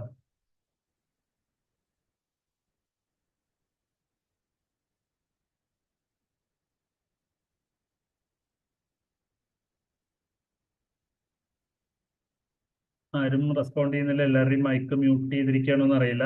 ഓക്കെ, അതായത് ജനിച്ച സമയത്ത് അവരുടെ എല്ലാം കുട്ടികളുടെ മെസ്സേജിലാണല്ലോ ആൻസർ ചെയ്യുന്നുണ്ട് തോന്നുന്നു. ഓക്കെ, അതിപ്പോ നോക്കിയ സ്ക്രീന് ക്ലോസ് ആവും, അത് ഞാൻ നോക്കുന്നില്ല. ജനിച്ച സമയത്ത് അവരുടെ RBC എല്ലാം ഫുൾ ഫങ്ഷനിങ് ആയിട്ടുണ്ടാവില്ല, ലങ് ഫുൾ ഫങ്ഷനിങ് ആയിട്ടുണ്ടാവില്ല. നമ്മുടെ ബോഡിയിൽ ഏറ്റവും ലാസ്റ്റ് മെച്ചുറായി വരുന്ന ഓർഗൻ കൂടിയാണ് ലങ്. അപ്പൊ അതുകൊണ്ടെല്ലാം ആ ഒരു ഗ്യാഷ്യസ് എക്സ്ചേഞ്ചിനെ സപ്പോർട്ട് ചെയ്യാൻ കൂടി വേണ്ടിയിട്ടാണ് അറ്റ് ബർത്ത് ജനിക്കുന്ന സമയത്ത് കുട്ടികളിൽ കൗണ്ട് കൂടുതൽ വരുന്നത്. വിത്തിൻ ഡേയ്സ് അത് ഡിക്ലൈൻ ചെയ്ത് നോർമലിലേക്ക് എത്തും. Then haemo concentration. നമ്മുടെ ഹീമോ കോൺസെൻട്രേഷൻ എന്ന് പറഞ്ഞാൽ വാട്ടർ കണ്ടന്റ് നമ്മുടെ ബോഡിയിൽ കുറയുന്ന കണ്ടീഷൻ. അപ്പോൾ ഓട്ടോമാറ്റിക് ആയിട്ട് തന്നെ വാട്ടർ കണ്ടന്റ് കുറയുന്നതുകൊണ്ട് ബ്ലഡ് ഒരു ഫ്ലൂയിഡ് കണക്റ്റീവ് ടിഷ്യൂ ആണ്. വാട്ടർ കണ്ടന്റ് കുറയുമ്പോൾ അതിനകത്തുള്ള നമ്മൾ എടുക്കുന്ന ഇതിൽ കൂടുന്നതുകൊണ്ടാണ് ഹീമോ കോൺസെൻട്രേഷനിൽ RBC കൗണ്ട് കൂടുന്നത്. അടുത്തത് ഹൈ ആറ്റിറ്റ്യൂഡ്. ഇപ്പൊ നമ്മുടെ ഇവിടുത്തെ പോലെയല്ല, നമ്മൾ കുറച്ചുകൂടി ഉയരം കൂടിയ സ്ഥലത്ത് അവിടെ എല്ലാം ചെല്ലുമ്പോൾ നമ്മുടെ RBC കൗണ്ട് കൂടുതലാവും. കാരണം നിങ്ങളിപ്പോ ഇവിടെ നിങ്ങൾ കൂളായി ജോഗിങ്ങിന് പോണ ആള് ഊട്ടിയിൽ തണുപ്പത്ത് ജോഗിങ്ങിന് പോകാൻ പറഞ്ഞു കഴിഞ്ഞാൽ കുറച്ചു നേരം ഓടുമ്പോഴേക്കും ഭയങ്കര ബ്രീത്തിങ് ഡിഫിക്കൽട്ടി പോലെ വരാം. അതേപോലെ മസിൽ പെയിൻ പെട്ടെന്ന് വരാം ആ തണുപ്പിൽ ഓടുമ്പോൾ. കാരണം എന്താ വെച്ചാൽ നമ്മുടെ ബോഡി ഇവിടെ അഡാപ്റ്റഡ് ആണ്, പക്ഷെ അവിടെയുള്ള ഒരാൾക്ക് അവിടെ അഡാപ്റ്റ് ആയതുകൊണ്ട് അവർക്ക് വലിയ കുഴപ്പമുണ്ടാവില്ല. പക്ഷെ ഈ ഹൈ ആറ്റിറ്റ്യൂഡ് എല്ലാം വരുമ്പോൾ അവിടെ ഓക്സിജന്റെ അളവ് കുറവായിരിക്കും. അപ്പോൾ എല്ലാ കാര്യങ്ങളും പഠിക്കുമ്പോൾ ഓരോ ലൈനിലും എന്തുകൊണ്ട് എന്നുള്ള ഒരു കാര്യം കൂടി മനസ്സിലാക്കി പഠിച്ചത് നിങ്ങൾക്ക് നല്ലൊരു തറോ ബേസ് കിട്ടും. അപ്പോൾ ഹൈ ആറ്റിറ്റ്യൂഡിലാവുമ്പോൾ അവിടെ ഓക്സിജന്റെ അളവ് കുറച്ച് കുറവായിരിക്കും. അപ്പൊ അതിനുവേണ്ടി കൂടുതൽ ഓക്സിജനെ ബ്രീത്ത് ചെയ്യാൻ ലങ്സിന്റെ കപ്പാസിറ്റി ഒക്കെ അവിടെയുള്ളവർക്ക് കൂടുതലായിരിക്കും കുറച്ച്. അതിനനുസരിച്ച് കിട്ടുന്ന ഓക്സിജനെ കൂടുതലായിട്ട് എത്തിച്ച് നമ്മുടെ ബോഡിയുടെ എല്ലാ നീഡ്സും മീറ്റ് ചെയ്യാൻ വേണ്ടി RBC കൂടുതലായിട്ട് നമ്മുടെ ബോഡി പ്രൊഡ്യൂസ് ചെയ്യും. അതുകൊണ്ടാണ് ഹൈ ആറ്റിറ്റ്യൂഡിൽ വരുന്നത്. പിന്നെ സിവിയർ മസ്കുലർ എക്സസൈസ് എന്ന് പറയുമ്പോൾ കൂടുതൽ നമുക്ക് ന്യൂട്രിയൻസ് വേണം മസിൽ ഫങ്ഷൻ ചെയ്യാൻ, അതുകൊണ്ട് നമ്മുടെ ബോഡിയിൽ കൂടുതലായിട്ട് പ്രൊഡ്യൂസ് ചെയ്യുന്നു. പിന്നെ ഇന്നാഡിക്വേറ്റ് ഫ്ലൂയിഡ് ഇൻടേക്ക്, വെള്ളം കുടിക്കാതിരുന്ന ബോഡിയിൽ വാട്ടർ കണ്ടന്റ് കുറയും, ഹീമോ കോൺസെൻട്രേഷൻ വരും. അത് തന്നെയാണ് ഇത് ഇൻഡയറക്റ്റ് ആയിട്ട് വരുന്നത്. പിന്നെ ഡിക്രീസ്, ഓൾഡ് ഏജിൽ RBC കൗണ്ട് ഡിക്രീസ് ചെയ്യുന്നു. പിന്നെ പ്രഗ്നൻസിയിലും ഡിക്രീസ് ചെയ്യുന്നു. ഓൾഡ് ഏജിൽ ഡിക്രീസ് ചെയ്യുന്നതിന്റെ കാരണം ഏജ് ആവും തോറും ഈ എന്തുകൊണ്ടാണ് ഫീമെയിൽസിനെക്കാളിലും മെയിൽ ആണുങ്ങളിൽ RBC കൗണ്ട് കൂടുതൽ വരാൻ കാരണം എന്ന് ചോദിച്ചു കഴിഞ്ഞാൽ അതിന് എറിത്രോപോയിറ്റിന്റെ ഇതും ആൻഡ്രോജൻ അത് മെയിൽ സെക്സ് ഹോർമോൺ ആൻഡ്രോജനും എറിത്രോപോയിറ്റിനായിട്ട് ഒരു സിമിലാരിറ്റി വരും. അങ്ങനെ കൂടുതലായിട്ട് പ്രൊഡ്യൂസ് ചെയ്യിക്കും. അതുകൊണ്ടാണ് കൂടുതൽ പ്രൊഡ്യൂസ് ചെയ്യുന്നത്. ഒപ്പം തന്നെ മെയിൽസിൽ ബോഡി സർഫസ് ഏരിയ കൂടുതലായിരിക്കും, ലങ് കപ്പാസിറ്റി കൂടുതലായിരിക്കും, അവരുടെ മസിൽ മാസ് കൂടുതലായിരിക്കും. അങ്ങനെ ഫിസിയോളജിക്കൽ കാരണങ്ങളുണ്ട്, ഇവിടെ ഹോർമോണൽ കാര്യങ്ങളും ഉണ്ട്. അപ്പോൾ ഓൾഡ് ഏജ് ആവുമ്പോൾ ഈ മൊത്തത്തിൽ നമ്മുടെ ബോഡി മൊത്തത്തിലൊന്ന് വീക്ക് ആയിട്ടുണ്ടാവും, ലങ് കപ്പാസിറ്റീസ് ഒക്കെ കുറഞ്ഞിട്ടുണ്ടാവും. കൂടുതൽ RBC കിട്ടിക്കൊണ്ട് നമുക്ക് കാര്യമൊന്നുമില്ല. അതെല്ലാം കൊണ്ട് നമ്മുടെ ബോഡിയിൽ ഓൾഡ് ഏജ് വരുമ്പോൾ RBC കൗണ്ട് എല്ലാം കുറഞ്ഞ് കുറഞ്ഞ് വരും. കാരണം നമുക്ക് മസിൽ മാസ് എല്ലാം കുറയും. അപ്പോൾ കൂടുതൽ ഓക്സിജന്റെ ആവശ്യം വരുന്നില്ല. അവരുടെ ബോഡി വീക്ക് ആകുമ്പോൾ അതിനനുസരിച്ച് അവർക്ക് കുറച്ച് ഓക്സിജൻ കാര്യങ്ങളും മതി. അതുകൊണ്ടും എല്ലാം കൊണ്ടുമാണ്. പിന്നെ നമ്മുടെ ഈ ഹോർമോണിന്റെ ഇതും എർത്രോപോയിറ്റിക് പ്രൊഡക്ഷനും ആൻഡ്രോജൻ അതിനെ സ്റ്റിമുലേറ്റ് ചെയ്യുന്നതും അങ്ങനെയുള്ള കാര്യങ്ങളെല്ലാം വരുന്നതുകൊണ്ട് കുറച്ച് കുറവ്. പിന്നെ നമ്മൾ ഓൾറെഡി നമ്മുടെ ബോൺ മാരോ എല്ലാം വീക്ക് ആയിക്കൊണ്ടിരിക്കുക ഓൾഡ് ഏജിലേക്ക് എത്തുമ്പോൾ. അപ്പൊ അതുകൊണ്ട് പ്രൊഡക്ഷൻ കുറയും, അങ്ങനെ RBC കൗണ്ട് കുറയും. ദെൻ പ്രഗ്നൻസിയുടെ റീസൺ ഇത്രയേ ഉള്ളൂ. പ്രഗ്നൻസിയിൽ ഒരിക്കലും അവർക്ക് ഹീമോഗ്ലോബിൻ കുറയുന്നില്ല, അല്ലെങ്കിൽ RBC കുറയുന്നില്ല. പക്ഷെ അവരുടെ ബോഡിയിൽ വളർന്നു വരുന്ന ഫീറ്റസിനെ സപ്പോർട്ട് ചെയ്യാൻ വേണ്ടി നമ്മുടെ ബോഡി വാട്ടർ കണ്ടന്റ് ഒരുപാട് കൂടും. സ്ത്രീകളിലെ ഒരു പ്രത്യേകിച്ച് 3rd ട്രൈമസ്റ്റർ എത്തുമ്പോൾ വാട്ടർ കണ്ടന്റ് ഒരുപാട് കൂടും. അങ്ങനെ ഹീമോ ഡയലൂഷൻ വരുന്നതുകൊണ്ടാണ് RBC കൗണ്ട് കുറയുന്നത്. Then pathological increase RBC count കൂടുന്നത് പോളിസൈത്തീമിയ വേറ ക്യാൻസറസ് കണ്ടീഷൻ തന്നെയാണ്. 10 മില്യൺ വരെ കൗണ്ട് പോവാറുണ്ട്. പിന്നെ ഹാർട്ട് ഡിസീസ് ഉള്ള ആൾക്കാരിലെല്ലാം ഹാർട്ടിന്റെ പമ്പിങ് ഇഷ്യൂസും ഹാർട്ടിന് വേറെ പ്രശ്നങ്ങളൊക്കെ ഉള്ളവരിൽ അവർക്ക് പമ്പിങ്, അതായത് ഹാർട്ടിന് പ്രശ്നങ്ങൾ വരുമ്പോൾ കൂടുതൽ ഓക്സിജൻ സപ്ലൈ ചെയ്യാൻ വേണ്ടി അവരുടെ RBCയുടെ അളവ് കുറച്ച് കൂടുതലായിരിക്കും. ദെൻ പത്തോളജിക്കൽ ഡിക്രീസ് ആണ് പറയുന്നത് ഓൾ ടൈപ്പ് ഓഫ് അനീമിയ. എല്ലാ അനീമിയയിലും RBC കൗണ്ട് കുറവായിരിക്കും. ദെൻ അടുത്തത് WBC count. Total WBC count, total leucocyte എന്ന് പറയും, TLC എന്ന് പറയും, TEC എന്ന് പറയും, ടോട്ടൽ WBC കൗണ്ട് പറയും. എങ്ങനെ വേണമെങ്കിലും നമുക്ക് പറയാം. ഇവിടെ ഡയലൂട്ടിംഗ് ഫ്ലൂയിഡായി യൂസ് ചെയ്യുന്നത് ടഗ്സ് ഫ്ലൂയിഡ് ആണ്. 0.1 നോർമൽ HCl യൂസ് ചെയ്യാം. അവിടെ നോർമൽ സലിൻ യൂസ് ചെയ്യുന്ന പോലെ ഇവിടെ നമുക്ക് 0.1 നോർമൽ HCl യൂസ് ചെയ്യാം. പക്ഷെ നമ്മൾ ടഗ്സ് ഫ്ലൂയിഡ് ആണ് യൂസ് ചെയ്യാറുള്ളത്. ഈ ബോട്ടിൽ അവിടെ കാണുന്നത് WBC ഡയലൂട്ടിംഗ് ഫ്ലൂയിഡ് എന്ന് പറഞ്ഞാൽ നമുക്ക് അവൈലബിൾ ആയി കിട്ടുന്നതും ടഗ്സ് ഫ്ലൂയിഡ് തന്നെയാണ്. ദെൻ അതിന്റെ കണ്ടന്റ് ഗ്ലേഷ്യൽ അസറ്റിക് ആസിഡ് ആണ്. 2 ml glacial acetic acid, 98 ml വാട്ടറും. അതായത് 2% അസറ്റിക് ആസിഡ് സൊല്യൂഷൻ, അതാണ് ഇതിന്റെ കണ്ടന്റ്. പ്ലസ് അതിലൊരു 0.1% solution of gentian violet or methylene blue. Gentian violet ആണ് കോമൺ ആയി യൂസ് ചെയ്യാറുള്ളത്. Colouring agent of Turk's fluid ഏതാണെന്ന് ചോദിച്ചിട്ട് നമ്മളോട് ചോദിക്കും. അതേപോലെ തന്നെ അടുത്ത ചോദ്യമാണ് ഗ്ലേഷ്യൽ അസറ്റിക് ആസിഡിന്റെ റോൾ എന്താ? ടഗ്സ് ഫ്ലൂയിഡിലെ ഗ്ലേഷ്യൽ അസറ്റിക് ആസിഡിന്റെ റോൾ എന്താണ്? ഇവിടെ നമുക്ക് കൗണ്ട് ചെയ്യേണ്ടത് WBCs ആണ്. ഒരുപാട് RBC മില്യൺസ് ആണുള്ളത്, WBC തൗസൻഡ്സേ ഉള്ളൂ. അപ്പൊ അതിന്റെ ഇന്റർഫിയറൻസ് ഒഴിവാക്കാൻ വേണ്ടി എല്ലാ RBC ലൈസിച്ച് കളയുന്നത് ഈ ഗ്ലേഷ്യൽ അസറ്റിക് ആസിഡ് ആണ്. ദെൻ അതിലുള്ള ജംഗ്ഷൻ വയലറ്റ്, അത് WBCയുടെ ന്യൂക്ലിയസിനെ സ്റ്റെയിൻ ചെയ്യും. പിന്നെ ഡിസ്റ്റിൽ വാട്ടർ ആസ് എ ഡയലൂന്റ്. ഇതിൽ നമുക്ക് 1:10 ഡയലൂഷനും 1:20 ഡയലൂഷൻ ചെയ്യാം. പിപ്പറ്റ് ഡയലൂഷൻ മെത്തേഡിൽ, മൈക്രോ ഡയലൂഷൻ മെത്തേഡിൽ. മാക്രോ ഡയലൂഷൻ മെത്തേഡിൽ നമ്മൾ 380 മൈക്രോലിറ്ററും 20 മൈക്രോലിറ്ററും ആഡ് ചെയ്തിട്ട് ചെയ്യാം. നമ്മൾ കൗണ്ടിങ് ചേമ്പറിലേക്ക് ചാർജ് ചെയ്ത് 2 to 3 മിനിറ്റ് വെച്ചതിന് ശേഷം നമുക്ക് കൗണ്ട് ചെയ്യാം. WBC ഏരിയയിലാണ് കൗണ്ട് ചെയ്യേണ്ടത്. അതിൽ WBC ഏരിയ 1 വരും. 4 ഏരിയ വരുന്നുണ്ട്. 4 mm² കൗണ്ട് ചെയ്യും. അപ്പൊ അതിന് 4 വരും. Dilution factor 20, depth factor 10. So ഇതെല്ലാം കൂടി അപ്ലൈ ചെയ്യുമ്പോൾ, അതായത് number of cell counted into dilution factor into depth factor by area counted ചെയ്യുമ്പോൾ n × 20 × 10/4 വരും. അപ്പൊ n × 50 വരും. അപ്പൊ നമുക്ക് കിട്ടുന്ന കൗണ്ട് 4 കോളം എണ്ണാണെങ്കിൽ n × 50 ചെയ്യാം. ഓപ്പോസിറ്റ് ഉള്ള 2 കോളംസ് എണ്ണിയിട്ട് അപ്പർ റൈറ്റും ലോവർ ലെഫ്റ്റും എണ്ണിയിട്ടും നമ്മൾ റിസൾട്ട് കൊടുക്കാറുണ്ട്. × 100 ചെയ്തിട്ട് കൊടുക്കാറുണ്ട്. പക്ഷെ അതിനു മുമ്പ് ആ സെല്ലിന്റെ ഡിസ്ട്രിബ്യൂഷൻ എല്ലാം പ്രോപ്പർ ആണെന്ന് വെരിഫൈ ചെയ്യണം. അടുത്ത ഇതിന്റെ നോർമൽ വാല്യൂ ആണ് 5000 to 11,000 cells per cubic millimetre. എപ്പോഴും യൂണിറ്റ് ഒപ്പം തന്നെ പറയണം. ഇതിന്റെ ക്ലിനിക്കൽ സിഗ്നിഫിക്കൻസ് WBC കൗണ്ട് എപ്പോഴും നമുക്ക് എത്രതായാലും നമുക്ക് കുറച്ച് കൺഫ്യൂസിങ് വരുന്ന കാര്യമാണ്. കാരണം പല ബാക്ടീരിയൽ ഇൻഫെക്ഷനിൽ WBC കൗണ്ട് കൂടും, ചിലതിൽ കുറയും. ഫംഗൽ ഇൻഫെക്ഷനിൽ കൂടും കുറയും, പാരസൈറ്റിക് ഇൻഫെക്ഷനിൽ കൂടും കുറയും. ഈവൻ വൈറൽ ഇൻഫെക്ഷനിലാണെങ്കിൽ അതേ ഫ്ലക്ച്വേഷൻ വരാറുണ്ട്. അപ്പൊ ഇൻക്രീസ് കൗണ്ടിനെയാണ് നമ്മൾ ലൂക്കോസൈറ്റോസിസ് എന്ന് പറയുക. ഡിക്രീസ് കൗണ്ടിനെ ലൂക്കോസൈറ്റോപീനിയ എന്ന് പറയും, അല്ലെങ്കിൽ ലൂക്കോപീനിയ എന്ന് പറയും. ഫിസിയോളജിക്കൽ ഇൻക്രീസ് ഇൻഫൻസിൽ എപ്പോഴും ജനിച്ച ഉടനെയുള്ള കുട്ടികളിൽ ഇൻഫൻസിൽ WBC കൗണ്ട് കൂടുതലായിരിക്കും. കാരണം അവരുടെ ഇമ്മ്യൂൺ സിസ്റ്റം എല്ലാം ഡെവലപ്പ് ആയിക്കൊണ്ട് വരുന്നേ ഉള്ളൂ. അപ്പം അവർക്കൊരു അസുഖങ്ങൾ എന്തെങ്കിലും വരുമ്പോഴേക്കും പെട്ടെന്നുള്ള ഒരു ഡിഫൻസിന് വേണ്ടി നമ്മുടെ ഡിഫൻസീവ് സെൽസ് ആയ WBC കൗണ്ട് കൂടുതലായിട്ട് ആ കുട്ടികളുടെ ശരീരത്തിൽ കീപ്പ് ചെയ്യും. അതേപോലെ പ്രഗ്നന്റ് മദർ, അവർക്ക് ഒരു എന്താ പറയുക, ഒരു ഫീറ്റസിനെ ക്യാരി ചെയ്യാണ്. അപ്പൊ അവരും എപ്പോഴും അവരുടെ ശരീരത്തിലും ആ ഇമ്മ്യൂൺ സപ്പോർട്ട് കൊടുക്കുന്ന സെൽസ് ആയതുകൊണ്ട് തന്നെ അവരുടെ ഇമ്മ്യൂണിറ്റിക്ക് വേണ്ടിയാണ് ഇതിങ്ങനെ കൂടുതലായിട്ട് കൗണ്ട് കീപ്പ് ചെയ്യുന്നത്. ഫിസിയോളജിക്കൽ ഇൻക്രീസ് ആണ്.